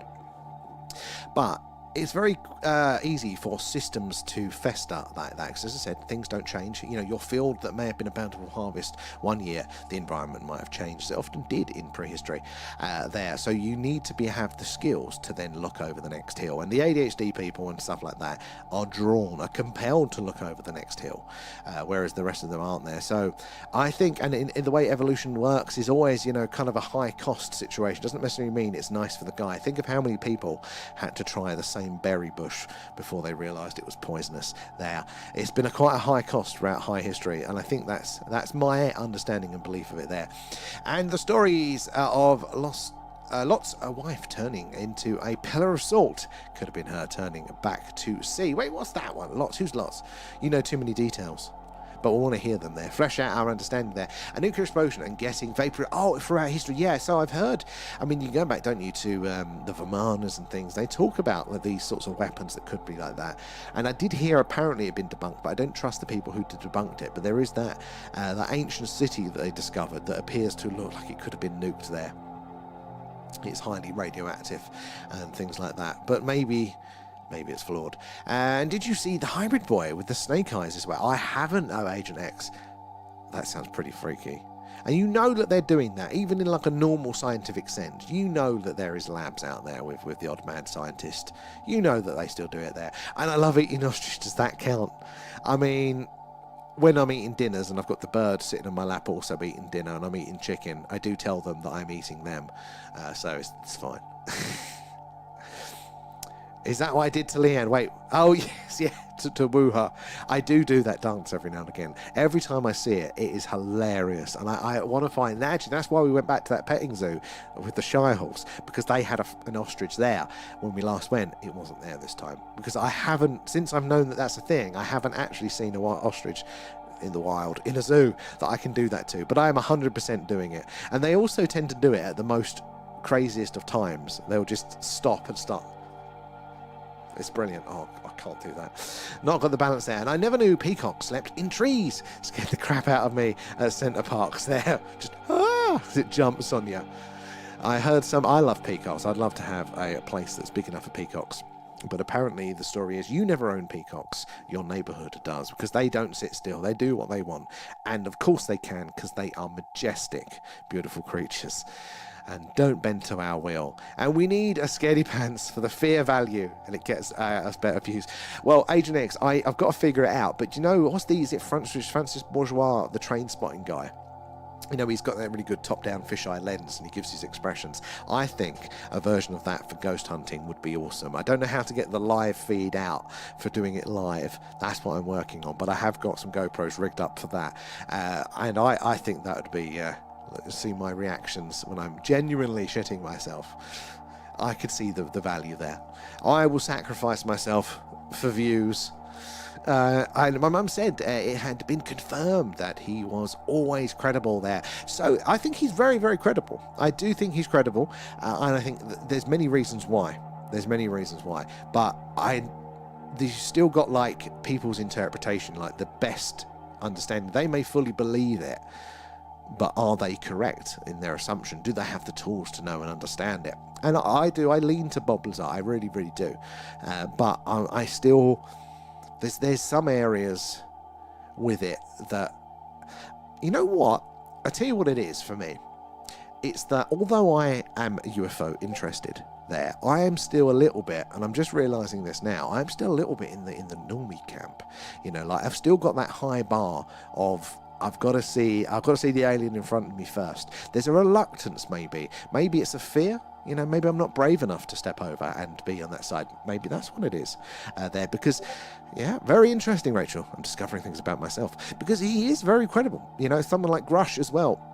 Very, very credible. I mean, Grush, Harold Malmgren as well. People like that, I feel, are our best candidates for it. But there's still part of me that wants to keep a few percentage back. I don't know why. I'll have to look at that. And I'm going to start 3D modelling with my drone there. Oh, that would be cool. Can you do ghosts get picked up in LiDAR as well? I still need to learn to do some 3D modelling. Just like that. I need to model an Alan that we can print. And elephants are a certain berry to get drunk. I mean, they're going to have fun, aren't they, somehow there. I'll go and log out then. Good night, Rachel. Good to see you, as always. We'll catch you later on there as well. And do you think they actually cloned a human? I reckon somebody somewhere has given it a go. I don't know if that's been successful, but, like, they did not stop with Dolly the sheep at all. You know, there's a lab out there in China or two and Russia where they're giving it a go. Like, humanity does not know the word no. We pretend we do publicly, but you know they're doing it somewhere. I don't advocate for it, but you know that they are doing it. And my friend has 2 peacocks, and they escaped constantly there and just wander around town. Yeah, apparently that's what they do. They just do what they want to do, and I think it's so majestic. There. And Daz, how you doing there? And jump scare sound effects when someone gifts. But that would set me off. That would, I would go, actually, maybe that would be quite funny, actually. Just tie it in with that and just watch me jump every time. Maybe we can count off how many years of my life have been taken away. March it down there. Maybe start off 3D modelling with balloons. Balloon modelling there. Go. It's an alien. There we go. I could do kids' parties on the weekend. There we go. Thank you, Rachel. And it's always a pleasure to have you in as well. And where are we? Let's have a look. Right, okay, back over to the tube. We've caught up with you guys now on the TikToks. Let's return to the patient tubers. Let's have a look there. So I don't really use my Discord. So I forgot how to use it. I use it. It's Polly, and someone can invite you. So you know what? I don't know either. I've had Discord for about 5 years. Work made us get it because that's how they used to communicate. And until doing it for the stream this last year, I didn't really know how it worked at all. I was a nightmare for it, and I still don't fully know. Possibly, there's a lot of you were tells there. So I don't know how to specifically do it, but there should be the link in our bio there, and then that should be like the invite link. It should take you to the server there, and you just go, do you want to join? And go, yes. If it doesn't work, if there's an issue, you have to copy the text of the link, the www.discord.com, whatever it might be, paste it into any browser, and then it works. Some people, for some reason, it just doesn't work clicking it directly there, but hopefully we can figure it out there. And been chilling, watching TV, watching on the tubes there, so I can't chat unless the phone, but would I keep to join the Discord? So yeah, somebody might be able to help out with that one. I'm still useless with it, but hopefully we can get you over there, and I hope you're enjoying watching there. Witness, there's Moose Hughes down at the zoo at take the Winnebago, Wisconsin. Oh, that sounds phenomenal. So we don't really get them over here, moose at all. I don't think we have them in zoos. I'd love to see them there. And 84 there, you're off now, but thank you for joining us. Thank you for your awesome participation there. Hopefully we'll see you later. We should have, guys, a skywatch coming up for you over the weekend there if the weather plays ball, and we're going to look to see those weird wonderful things in the night sky there. But thank you for joining us there, and Witness as well there, and Raf. So I was reading more about these scientists going missing, and it sounds very much like the beginning of the free body problem, you know, with a TV showing us what's going to happen. Raf, worryingly, I agree with you there, like worryingly. And also, you know how they were screwing over the scientists in that as well, like, you know, that's why they weren't having a good time, the scientists, because you know, nothing was working out as planned, and they were stymiing science, you know, throttling our advancement basically. String theory. You've got to look into string theory being shit, basically. Honestly, I think that could be whether we're doing that to ourselves to hide the true nature of physics and therefore the technology, or is it something else going on? Because I can't remember who said it, and that will be dependent, and therefore, on how much trust I give it.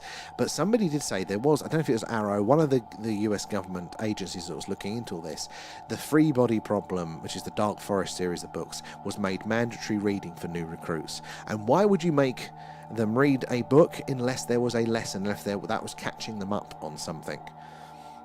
So I am as interesting there. And Ning Li was actually debunked as a disappearing scientist there. So she was the one, wasn't she? She developed apparently some anti-gravity sort of stuff there. She was interesting, but the main one was it Thomas Townsend Brown there? He was an interesting one. And he didn't so much disappear, but he went dark. His science went dark there as well. There...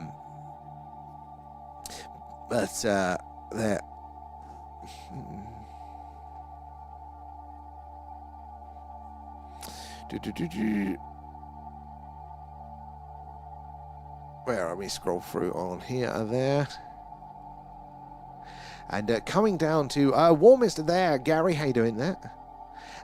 From Burnley next week for a work. Oh, excellent there. We'll keep your eyes to the skies there, Gary. I might even see you on the street. Have to give us a wave if you run into us there. What sort of thing do you do for work, Gary? And what about the McLeland guy, probably butchered his name there. Is that the main one, the general that's gone missing? He is very interesting if it's that one there. I couldn't see. It should be in our bio. Let me have a quick look, guys. Sorry, because I want to sort this one out. I am a nightmare for the Discord, because the way Discord works with the channels, it doesn't have like a searchable thing, or if it does, I don't know how to do it. So let's have a look. Right, is it in our bio? Right, so okay, so if you go on our main YouTube page, at the top there, it's got like a darker bit with a link. Then it says, so if you click on that, it gives the TikTok link, but it also says 4 more links. So if you click on that, there's all of our links in there. The purple, the Discord one. If you click on that, and if you've got Discord on the app that you're on the phone or whatever you're using, it should prompt you to go to the Discord and to approve it there. It should work. Doing that one, I forget how to do it myself half the time. And the most prominent controversial experiment involving UFO human genome modification for HIV was conducted by the, I can't even pronounce that one, Jen Kai in 2018. They're using CRISPR to modify the gene, the human embryos. CRISPR is an interesting technology, isn't it? What we're capable of now. They're literally editing the human genome. I know they stop a lot of stuff, but if this is out there now as publicly available, you know they're doing it on the slide. They're just not telling everyone. They're getting dark funding from somewhere. You know they're playing games. Hopefully, Holly, it'll work and your persistence pay off. Hopefully, but I am technophobic. I'm pretty awful of it there. Where are we? Yeah, keeps the heart ticking. Hopefully, it might stop it. Legally, you're not allowed near kids there. That was just a rumour. And I saw someone selling 10 acres of forest last week for 60k there, so I might sell up and just buy a forest. It is tempting. I don't have that money, but it would be. If I could have some land, that'd be good there. And Discord is great. It took me a long time to appreciate it, because mainly it was just work telling me what to do. But now we've got our little community there. I am a fan, although I am 10 miles behind. This week has been awful. I mean, I've literally been rolling out of work, helping my mum move, and then like eating dinner quickly, coming on the stream late. So I haven't had a chance to keep up with any of it at the minute. I haven't planned a next deep dive or all of the things there. So hopefully I'll get back into routine once she's settled, but we're still lugging stuff about there. The Discord does your head in. Agent X, I was like that for ages. I'd really like, it still does a bit, but it is good when you get into it. It is good. But it is a bit of a learning curve for oldies like us there. And Lee, well, it's a good night from me. Oh, thank you, Lee, for joining us as always. And hopefully it'll be a Skywatch soon. But remember, Movie Club tomorrow night. Guys, if you're going to join us for that, 10 p.m. over on the Discord. We have to watch the film separately on our own Amazon Prime accounts. I think it's Proximity. But we chat along in the Discord. Alan will be in there as well, giving you his unwanted opinions on the film there. I know Raph liked that last time. And our Night Rio as well. Good to see you there. And love the Free Body Problem. When is the next series coming out? Because isn't that coming out soon? There. My eyes are going now. And Italian is in the house. How are you doing, Italian? Good to see you. And let's have a look there. And I watched the Free Body Show, and it was a rip-off of the Chinese one, was it? So, yeah, it's based on the books. Yeah, because the books, it's the Dark Forest trilogy. And the Free Body Problem is the first book in that series, I believe, is it there? But it's a Chinese author. I was reading a thing where Nvidia say they achieved AGI. So I find this fascinating and also worrying there. But all the talk around, AGI, artificial general intelligence there, actual true sentience, artificial intelligence. We still don't have a good definition of intelligence, of sentience for ourselves, our understanding of how it happens. So I don't know how we can say that it is or that it isn't happening there, because, I mean, there are definitely behaviours being exhibited. Well, they pass the Turing test immediately, but there are other behaviours that are being exhibited by a number of AI there, which would really, really look like that, they have, they're sentient there. They don't want to go. But could they mimic that? Could how they're set up mimic it as well? And how we program it unconsciously as humans, could we end up getting the results there? So we're seeing what we expect to see. It's well above my pay grade, but it is an interesting time to be around in, isn't it there? And did you hear the story about the man who was gifted superhero powers by an interdimensional being? No. And God, what powers would what sort of powers would there have been? And what would you pick, guys? Like, I don't know if I could be trusted. Like, the havoc can't get up. I mean, to be honest, I'll be psyched if I could walk up my stairs without being out of breath. That feels like a superpower to me now. Imagine if you could fly, though. Hit the tail. I don't know how to rest, Ben. I just sit there and I get stressed. This is my version of rest. It's just I'm terrible with the comments and stuff. Not the comments, the messages. I'm so far behind. So if you do have a message, I'm struggling to keep on top of them at the second. But the streams are my chance to not sit and think. My kids were in hysterics that Mum had joined Discord. They're like, oh, Mum, you can't join that. I'm actually surprised, Ab, that you weren't telling the kids about the Discord. You know, that's how I see it going in your household. And what snacks does everyone have for movie night? V, that is a very good question. I haven't even considered it. It's normally popcorn. Alan is a fan of popcorn, of our human popcorn. So definitely be that. But I'm on a budget this month. It was only payday yesterday, and I need to be a bit more sensible for a couple of months. There, energy bills. So won't be too many of those upgrades for a while, so maybe I can't afford snacks, but I'm sure we'll sort ourselves out and we'll buy elaborate toys again soon. There. Well, thank you. We are all good. We're all good here, and it's good to hear you are as well. It's far too confusing compared to the others. X, honestly, I was 100% the same. 100% the same. But once you get over the learning curve, like, it is good. And it took me 4 years because, like I said, I had it for work and I ignored it. Basically, and I didn't get it, and I didn't want to get it, but having you guys there forced me to, and I'm glad I did. Now they're apples and water. Kate, we're probably going to have a similar diet there, but for different reasons. There, and Panther, and that's not your name. Thank you for the follows there, guys. Where are you joining us from tonight? It is good to have you in there. Invisibility, we wouldn't trust you with that. There, guys. Remember, I haven't said this whole stream, but I'm going to point this one out here, right? The manufacturer of this radio equipment, they're Newelec. They're very kindly not only upgraded our stuff, but they have they've offered 3 starter kits, so you'll be able to do this sort of thing at home yourselves to you guys. So all you got to do is join our Discord. Go into the competition channel there, type the word alien, and then I think it's Tuesday is the last day of the month. We're going to do a live draw for 3 of you guys there that are going to get these starter kits. So I think at the minute we're in around the 30 entries there. So, 1 in 10 is not bad odds at all. Got to be over 18 in Europe, North America, or the UK, somewhere like that. And then you can be eligible to win. But it's very good odds. So make sure you do enter that one, guys. We purposely put it on the Discord because we wanted to make sure that it was the community that watches all the time that gets the most chance to win, rather than if we just did a normal post where everybody and their mums could just see that and take advantage of it. But if you're here now, if you're hearing it, you're welcome to join. And then we'll be doing the live draw if all goes well. I think it's Tuesday, it's the last day of the month next week there. And you have to watch Daredevil Born Again. I haven't seen any of the Daredevils one yet. I'm so behind on popular culture. Rosetta won't believe it. She'll drop her gin and tonic in shock that there is films and TV shows that I haven't seen yet. And Folly as well, or Polly, sorry.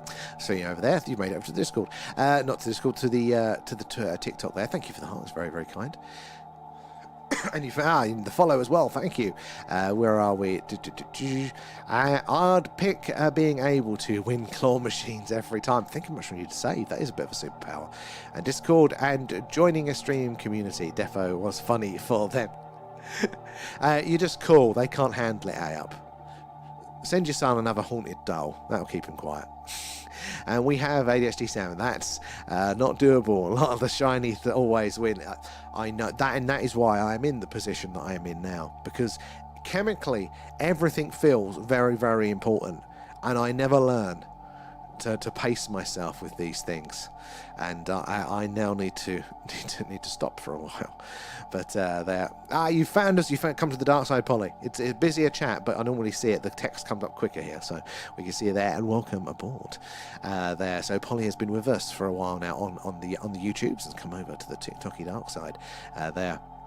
And it's not long to wait. It isn't there. Only a few days, I think, until we draw that one there. You've fallen off your chair. That's because you had too many gin and tonics. And thank you for the gift there, Polly. Appreciate those. All goes back into the stream. And I'd pick teleporting now. That's a good one. I mean, the problem is I don't know if I could, like, pick. What would be the downside to some of these as well? Like, there you go. We always think about the positive side, but I'm just thinking, if I could fly, I'd get, you know, burnt alive at the stake, wouldn't I? Which, and we're still like that. Imagine if you could actually fly. Like, what are the other downsides to a superpower that you can think of there? Shinies and the red phone. I know, but the red phone was important. I've been waiting for one of these to come up for a very long time. They're very, very rare. And to be fair, the thing I wanted is actually 3 phones and some buttons in a box, and I've still not seen one of them come available. So I had to just settle for one of the phones from the thing, a spare part, if you will. But I've been waiting for years. But yeah, it is always the shiny things there, and welcome to the others. Welcome to the dark side there, and no downside to claw machines. Well, what about the physical space for all of your winnings there and being banned, probably, like, you know, the card counters being banned from casinos, Rosette. You won't be allowed in the arcades. Maybe there is a downside there. Be careful what you wish for. And tick tick. If we learned a lot from reverse engineering alien tech, we are imitating an alien world. That is a good point, actually, yeah. You know, so we're looking and going, oh God, what would an alien world look like? But if we are, as reported, using technology that is derived from them, we just must be on a similar-ish track, if not, you know, just earlier down the road. Maybe we are not so different. Maybe that works genetically as well. You know, maybe with, you know, the panspermia and things like that. Maybe that is why we share those commonalities in our physiology. And never have... What's that one? So, thank you, V. That's a very little pretty animation that comes up there. Appreciate that. Where are we? Never having a down day when you are a superhero. If I could have stable moods, that would be great. For the longest time, you know, I need to get rid of those low lows. And then I realised, obviously, being on the neurospicy side of things, the problem is I also have the high highs, but I like those. And I'm only just realising, you know, as I'm hurtling towards 40, that they're probably just as much of a problem as the lows. Really, the truth is I need to be boring. Is that going to happen? We'll see there. And as long as I don't have to be in a place to teleport, there is no downside there. So, what could we do there? What could be the worst place? Where could we cruelly put Kate to use her teleporting ability? You have to go find your local conservative club. And there, free access to bank vaults, yeah, well, that could work out. But what if you got caught? They'll still see you on the cameras, and they'll just come knocking. Kate, we've seen you again. Stop it. My daughter was excited to hear you have a red phone. Your daughter sounds amazing there, and obviously well in tune with the importance of these things. There. Unlike you, I'm not greedy there. You wait, Rosetta, you wait. When you've got that ability there, and there's nothing stopping you from just clawing that extra Pokemon plushie, right? Or a Jellycat or whatever it might be in that machine. Maybe it's a Minecraft cow, a rip-off one. You know, you wait, you know, you'll be on your third, your fourth. You won't know when to stop there. Wait, would I have to be a superhero too? Oh yeah, would I have to actually do something in exchange for these powers? No, not necessarily there. And, oh my god, yes, screw claw machines. I choose not being treatment resistant to depression. Yeah, that's it. Yeah, just the drugs to work to be alright. That'd be nice.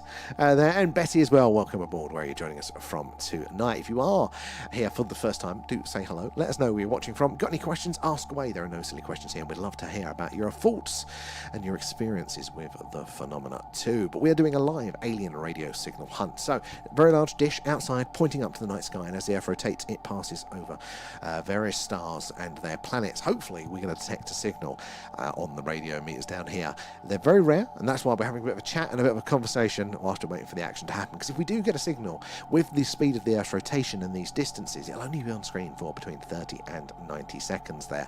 So it'll be fleeting. We've got to keep an eye out. But we really want the red line to look like the green line there. That is the sort of thing that we're looking for. Just like the WOW signal from back in the 1970s, we need an anomalous technological signal, not from this Earth. Hopefully it could be alien there. But on the clear nights, when the clouds are not keeping us down here in the UK, we are based in Wiltshire, right in the heart of crop circle country, and just down the road from Stonehenge. We see all sorts of weird and wonderful things flying around in the night sky with our live sky watches. So keep your eyes peeled for the notifications for those. Hopefully over the weekend, we'll check the weather forecast in a minute to see when the next one might be for that there. I can't believe I didn't realise that was even an option. We're so ground down by the system. You just don't even consider it impossible there. Okay, ski mask, got it all planned. You're going to look like, what do the kids call him? Is it a roadman? You know, that's it. You have your ski mask on there and your little man bag. There. Just a typical way of quoting me, these sorts of things. I'm not a 1980s TV presenter, Rosetta, whatever you may think. You bought a chunky pigeon jellycat, and I will allow that because it's bird related and you have pigeons. There. Up.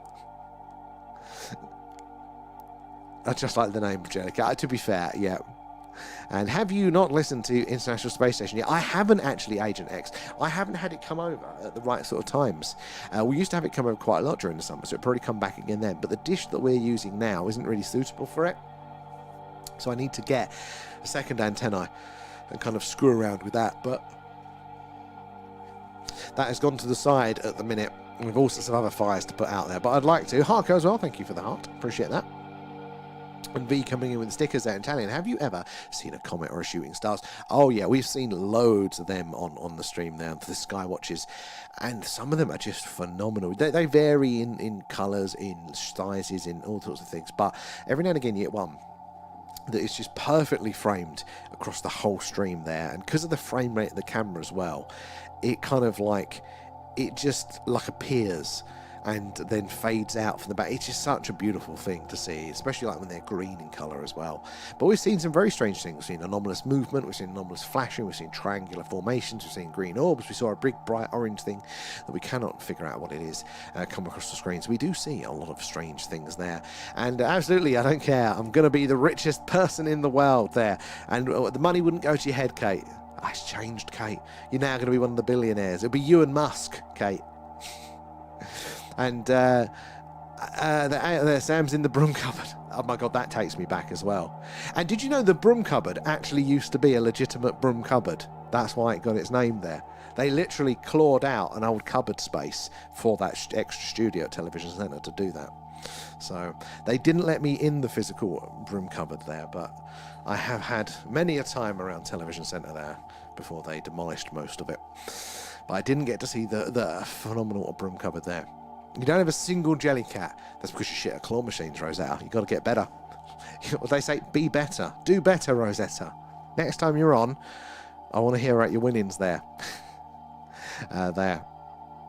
And it's Friday there, Harko. You are slightly ahead of us. Not just in technological ability, but also in time. Harko is our friend from the future. An hour ahead. Tell us, Harko, what is the lottery results from the future? You'd rob Musk first. I don't know. I reckon you and Musk would get on like a house on fire there. You've both got lots of kids, so you've got a lot of common ground. Free at F1 in Japan. You stand up for it, Harko. They still record TV shows at White City. They do, yeah. So it's BBC Studios now. They used to have, this is my geeky nerdy side. So they used to have, I think it was 8 or 9 main big studios around the sort of semicircle, and various other little ones for news dotted around the building there. They demolished most of that and then kept the offices are now apartments and hotels and things. But they kept 3 of the main, so kept Studio 1, 2 and 3 and refurbished them. And I think, is it... This Morning comes from there, a couple of the big ones from that. But I was very lucky that when they were clearing it out, they were doing auctions for all of the stuff. So I have a lot of ex-BBC stuff in my house, just around the place. Cabinets, drawers. My sofa is an ex-BBC sofa. I haven't figured out what show it was on, but it was a custom leather sofa for a TV show. I couldn't figure out which one it is, but it's a really weird long one, and I paid a tenner for it at auction. It was basically new there, and it really annoyed Leanne at the time, but it saved us a hell of a lot on furniture there. So I was quite proud of that.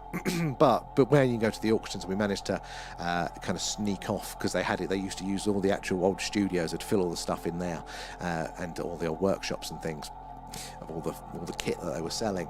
But if you were polite, you could have a look around the rest of the facility.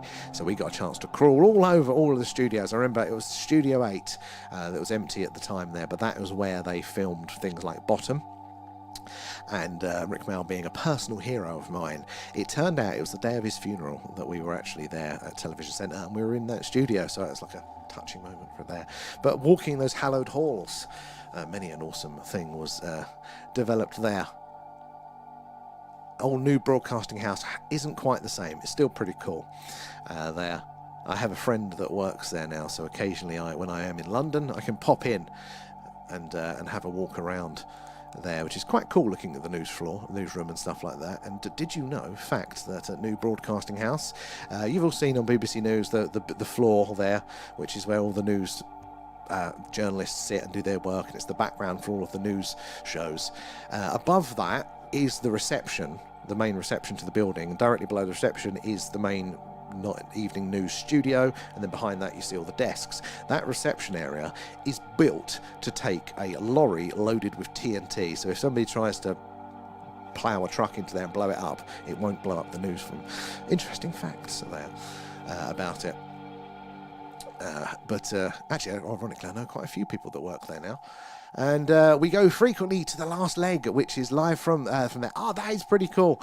There's something so magical about that place, especially growing up like with the shows that would broadcast from there, and the way, they incorporated it. It was such a cool place there. Lots of history.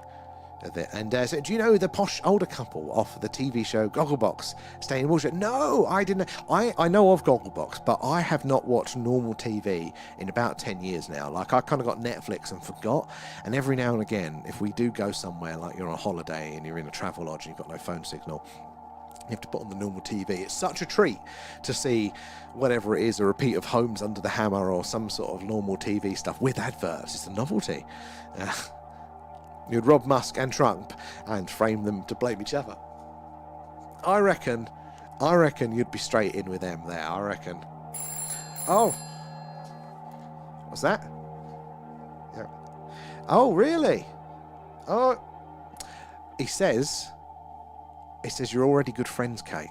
And, he's got some images of you both there, sharing some champagne at some functions. Yeah. Oh, okay. Yeah. And that's where Musk got the idea to have all those children from you. You're just one of them secretly, Kate. And we love Rick and Bottom. Oh my God, yeah. That was growing up on that explains a lot there. And it's hilarious. Bottom is very niche.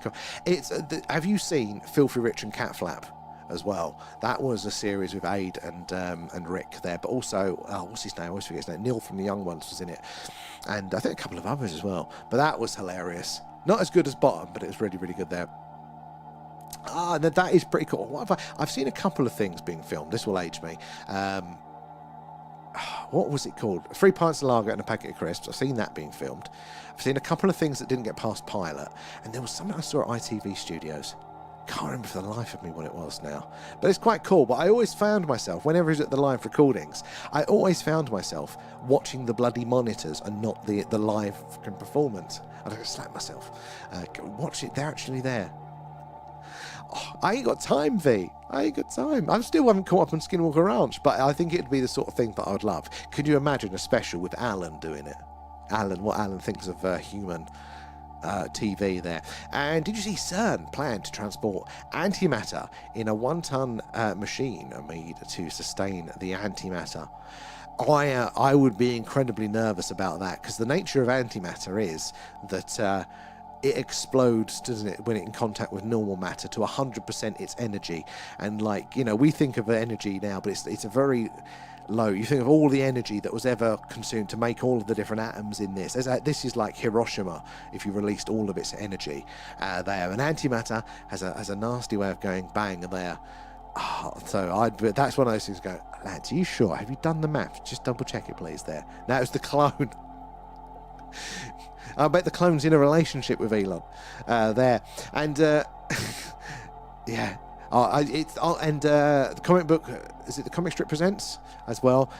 If you've definitely not seen this particular one, 3 men in a car. I think it's 3 men in a car. That is the best thing you've seen as a short sketch ever.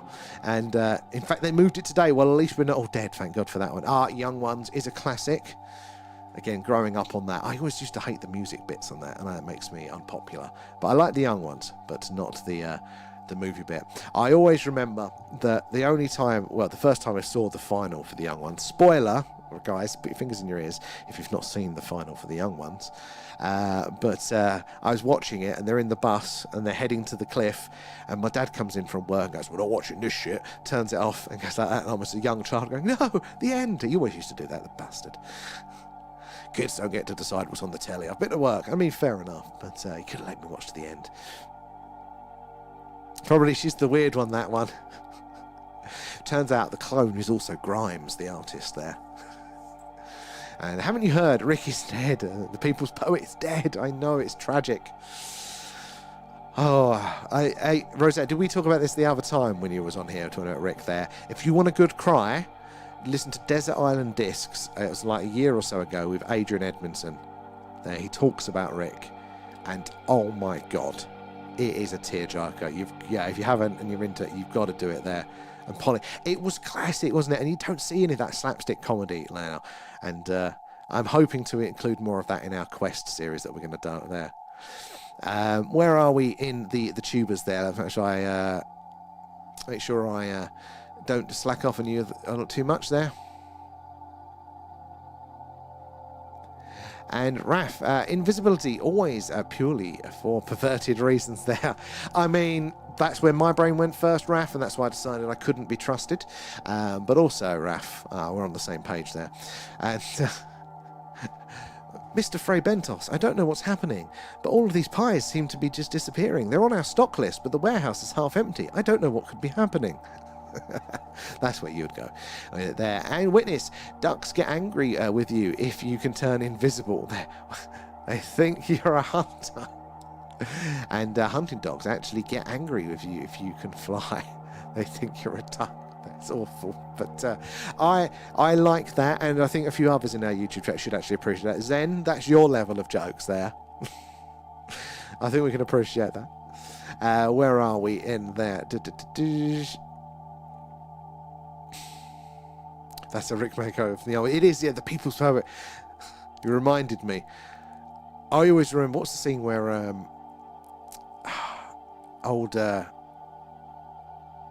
it's not Eddie. Fucking hell, why do I can't remember his name there? Vivian from Young Ones. He wheels in the full-on artillery piece to blow up Neil's room. That just always in my head there.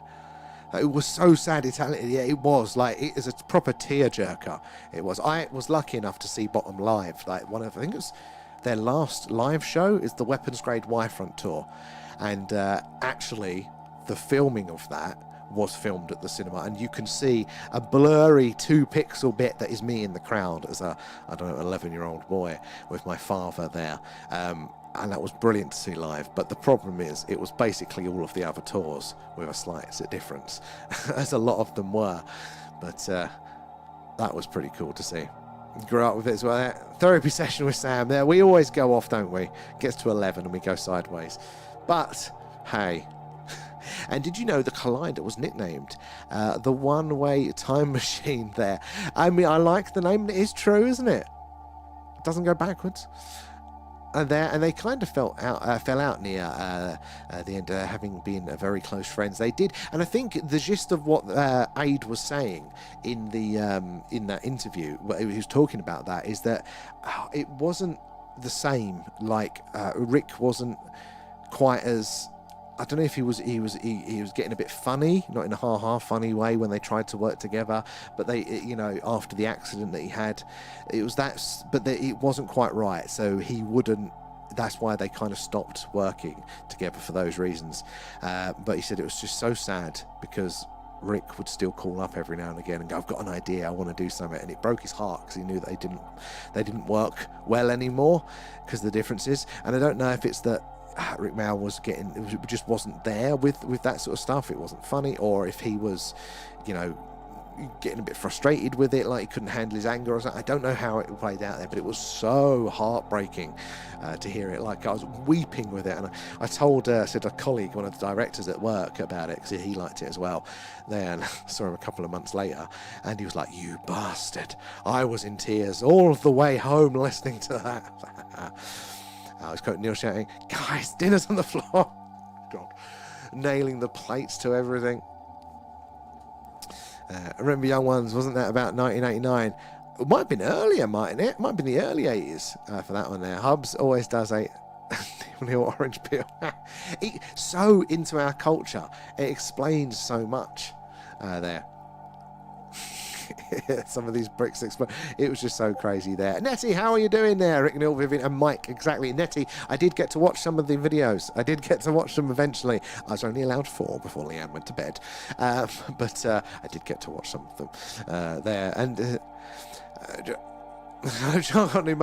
oh my God, it takes me back there. And Alexi, that is true. Alexi was always in that pagan appearance. You never actually watched it. Kate. We're going to have to do Basic Movie Club for that. Going to catch you up with that. And all of our American friends are going, what the hell is Bottom? And what the hell is... oh my God, my brain. I'm getting tired now. The young ones. Will they get it? Will it be transferable humour there? He did. It was the quad bike incident, wasn't it? Yeah, but that's I think why Aid was so torn with it, because it's related to an accident. It's his friend, and it just wasn't working out there. Do you remember Neil's song "Hole in My Shoe"? Oh, if you sing it, I will. I know of it, but I can't remember it. And heartbreaking when he said, as kids, how they used to laugh together. Yeah, it really, really was, because they go right back to uni, didn't they? And my American mate loves the young ones, but really, I wasn't sure if it would translate, but not all bad, the Yanks there. And yeah, Alexi was definitely ahead of his time. He never quite peaked, did he, like the others, but he was still really, really good for that. Mass smashing black. Now, I was more bottom than the young ones, so that I am 100% on. The smashing blouse you got on there. May I just say, oh, it is brilliant there. Gas man, every time. The gas man there. Drop Dead Fred Beerbuster. Yeah, Drop Dead Fred. You think he didn't crack America, that one, but dog poo, lovely dog poo. As a kid, that was hilarious, and I insist on showing that, on making my friends show that to all of their children as well. Carl, how are you doing? Carl just popped and say hi. It's always good to see you. Thank you for popping in, Carl. Hope you're having a good day, and you are being busy with all sorts of wonderful, wonderful things there. And there's a hole in my shoe, and it's letting in water. Yes. And Gasman has to be on the funniest episode. Yeah, it is. What was... The money printing one always stuck with me. Oh, and the devil one, the sprouts of evil. That was a good one there. Or Carnival, where they're watching the carnival, aren't they, and all the rioting and stuff. And the problem is that became true in Essex. That is the joke. When he's going, oh look, now they're looting the castle, and now they're doing this. It was like that, getting like that in Essex. It was ridiculous. And I always thought of the carnival scene for that one. I went to see Alexi live in the 90s, and he was hilarious, and he's a writer. That's the, he's one of the ones that's gone into the back scene, isn't it, there? And it's behind so many things. You see his name pop up there. And when they looked after the shop and got stuck on the... Yes, yeah. That was it, like that. And he's got his... he makes Eddie put on... He didn't have a brown jacket to denominate that he was just the shop helper. He had to put his jacket on backwards. And put his hula hoops on the counter. Then just closed the flap and smashed them there. Oh my God, Bottom is classic. It's almost as good as Lovejoy there, which we know that Rosetta is a hardcore fan of. And the episode of Bottom where they tape the man to the ceiling, yes, that's the burglary one, isn't it, there? And they make him drink the cold tea. And every time they make him drink the cold tea, I can taste it. I can sense it there. Oh, we don't have comedy like that anymore. We need some more slapstick violence, I think, on some of those things. We've gone right off that. Oh God, I was meant to come off. Actually, no. Actually, it was past today, wasn't it? So we'll be winding things up soon. But I do love a little jaunt down memory lane there. I've drunk my nice drink. I'm now on water.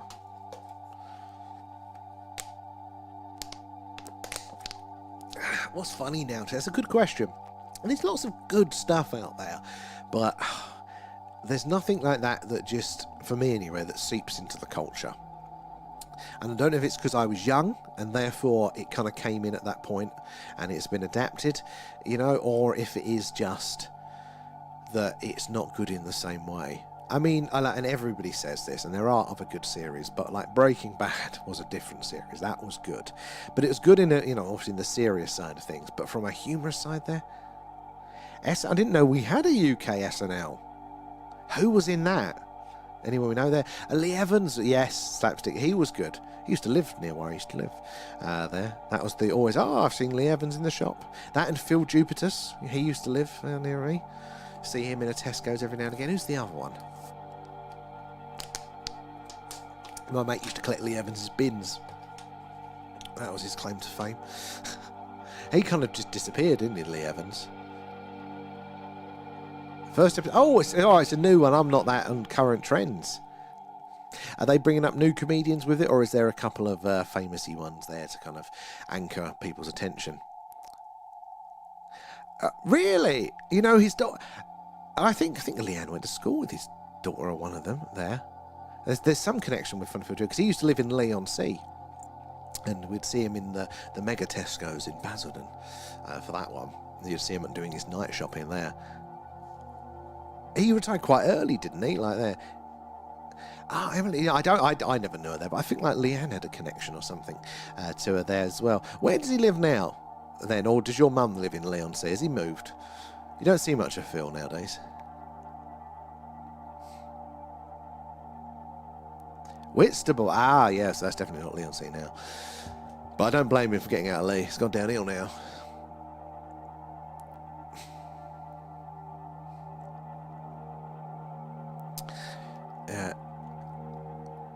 Same park as Suggs and Madden. Oh, wow. Now, that is cool. We had for a while, so, hey, Wolfman, thank you for the heart, but my last claim to fame here by adjacent this there. So when I used to run a little independent radio station back down in Essex there, we used to be professional. We used to have a really good studio, and then I had a slight argument with the landlord.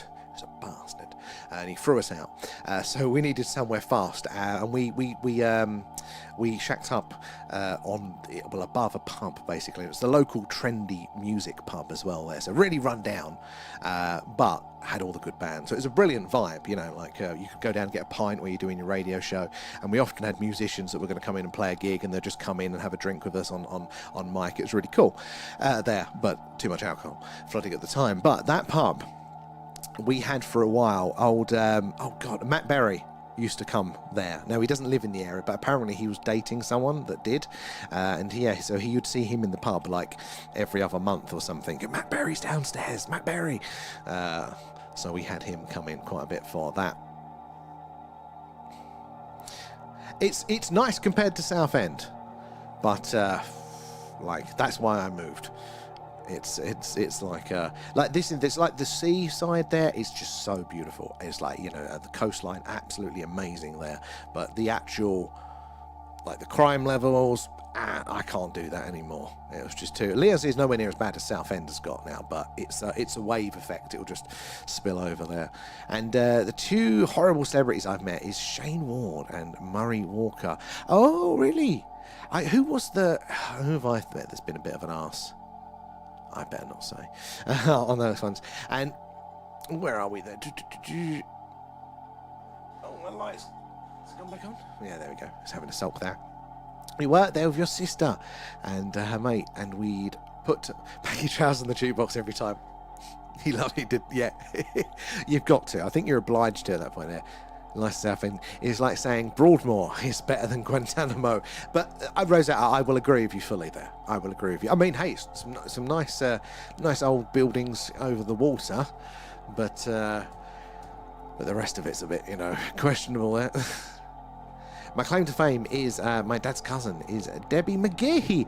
I've had to put, that is pretty cool. I'll go with that. I think I'll give you 10 points for that one. There. So, guys, if you are just joining us, we are winding things up now. But we have been doing a live alien radio signal hunt tonight, searching the hydrogen line for potential alien radio signals and having a good chat whilst we've been doing it. We've gone off a bit of an alien, off of the aliens, but it doesn't matter. We'll still see the signals if and when they come in. But do make sure you're following, even though we're winding things up for tonight, because we will be doing this once again probably tomorrow night there. Remember, it's Movie Club tomorrow night as well. And remember to enter the competition here on our Discord for your chance to win the radio equipment here yourself to be able to do these at home. We've got 3 sets to give away. I think it's going to be next Tuesday we're doing the draw. So do follow the instructions there. Go to the channel on our Discord called Competition and type the word alien for being a chance to win there. Needs to be... You need to be in the UK, Europe or North America, and over 18. But yeah, do join us for those ones, and also for our sky watches for when the skies are clear there. Wolfman, the neon green background, I think I like it. Thank you, Wolfman. It was a considered choice. There's a few images I've put up on what this looks like from the point of view of what my door looks like. It looks like a horror film, like just the crack of the green light coming from around the door. It looks silly. We've got a little video of that up on the main TikTok page there. But also, now got a window in front of me, and I used to have the blinds open, but I mean, still leaking around there. So like, what the hell do my neighbours think? Just this luminous green light every night. I'm the weird guy in town there. The Beckham story. Wait there. Did you tell that one? I don't remember. You have to tell us the Beckham story before we go there, Kate. And my eldest son's dad's cousin was Pete Best. Oh my God, for the Beatles. That is pretty cool. A Beatles connection. And me and Donna, James Blunt. I like James Blunt. I think he's hilarious, and the way he handles some of like people taking the piss. I think James Blunt's really cool. And I'll say it now, some of his music ain't too bad. Just going to say it. There. That is pretty cool. I thought it was someone else. And when I was a kid, my mum worked in a chippy in Audley Edge, and I had to go with her one day. Did you serve him? There. Exactly, Nessie. We are the ones. We've got to embrace it here, there. He is, isn't he? He honestly is something. He is very, very funny. Thank you, Fee, for the share there as well. I met a bunch of celebs at the Dead Set premiere. What? Dead Set was awesome. Not many people remember Dead Set. I am talking about the right one here. Dead Set as in the short TV series, wasn't it? Channel 4, that was meant to be like Big Brother, but zombies. Are we talking about the same Dead Set? That was a brilliant show. And me and the other worker kids were bored, so we started running out the back and around the front. You're meant to be working. Wouldn't have got away with that in the coal mines, Kate. I met him in his pub. Oh, the Fox and Pheasant London. Really? That is pretty cool. And yelling to scare the mums.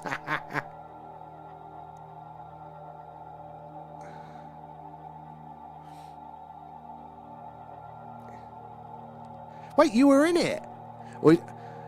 What? What scenes were you in? I'm assuming you were like a zombie extra or something there. Oh, yeah, an extra, yeah. What scenes? Because that was done, was it Longcross Barracks? That was filmed at? Now, a film set, it's a film studio, isn't it there? Ex-Ministry of Defence vehicle testing facility. Been there, but for different reasons. And we just happened to do it once while Mum was serving him a chip bag. Who scared the crap out of him.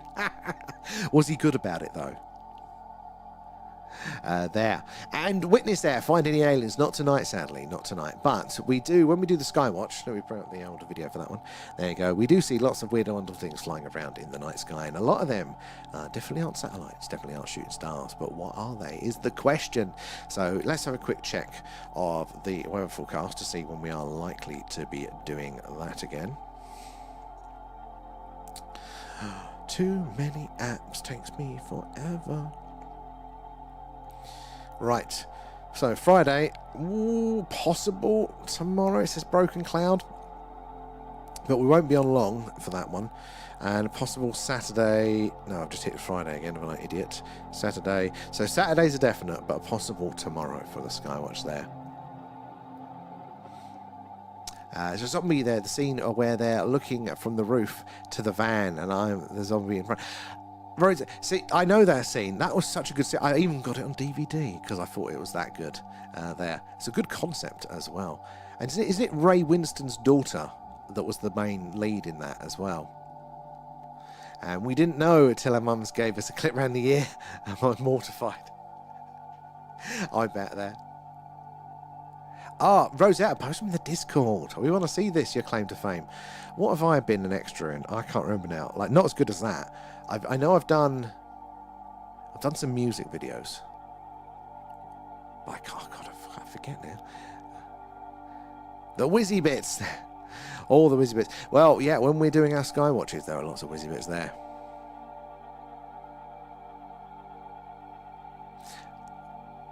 The best celebs I've met are Jim Bowen, and John Bishop, he's cool, yeah, Cannonball as well there, and Johnny Vegas. Johnny Vegas seems nice. He seems like a good lad.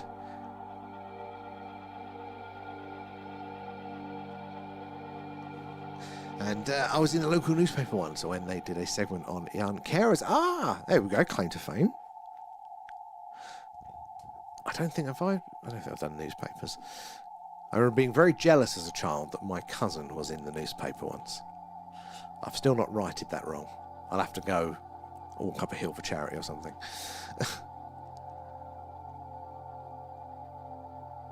Super smashing, great, nice. Hey, it's more than I've got there. Oh, the UHF. What was that one? When did that come out? I feel like it rings a bell, but I can't picture it there. It's not the same as a newspaper.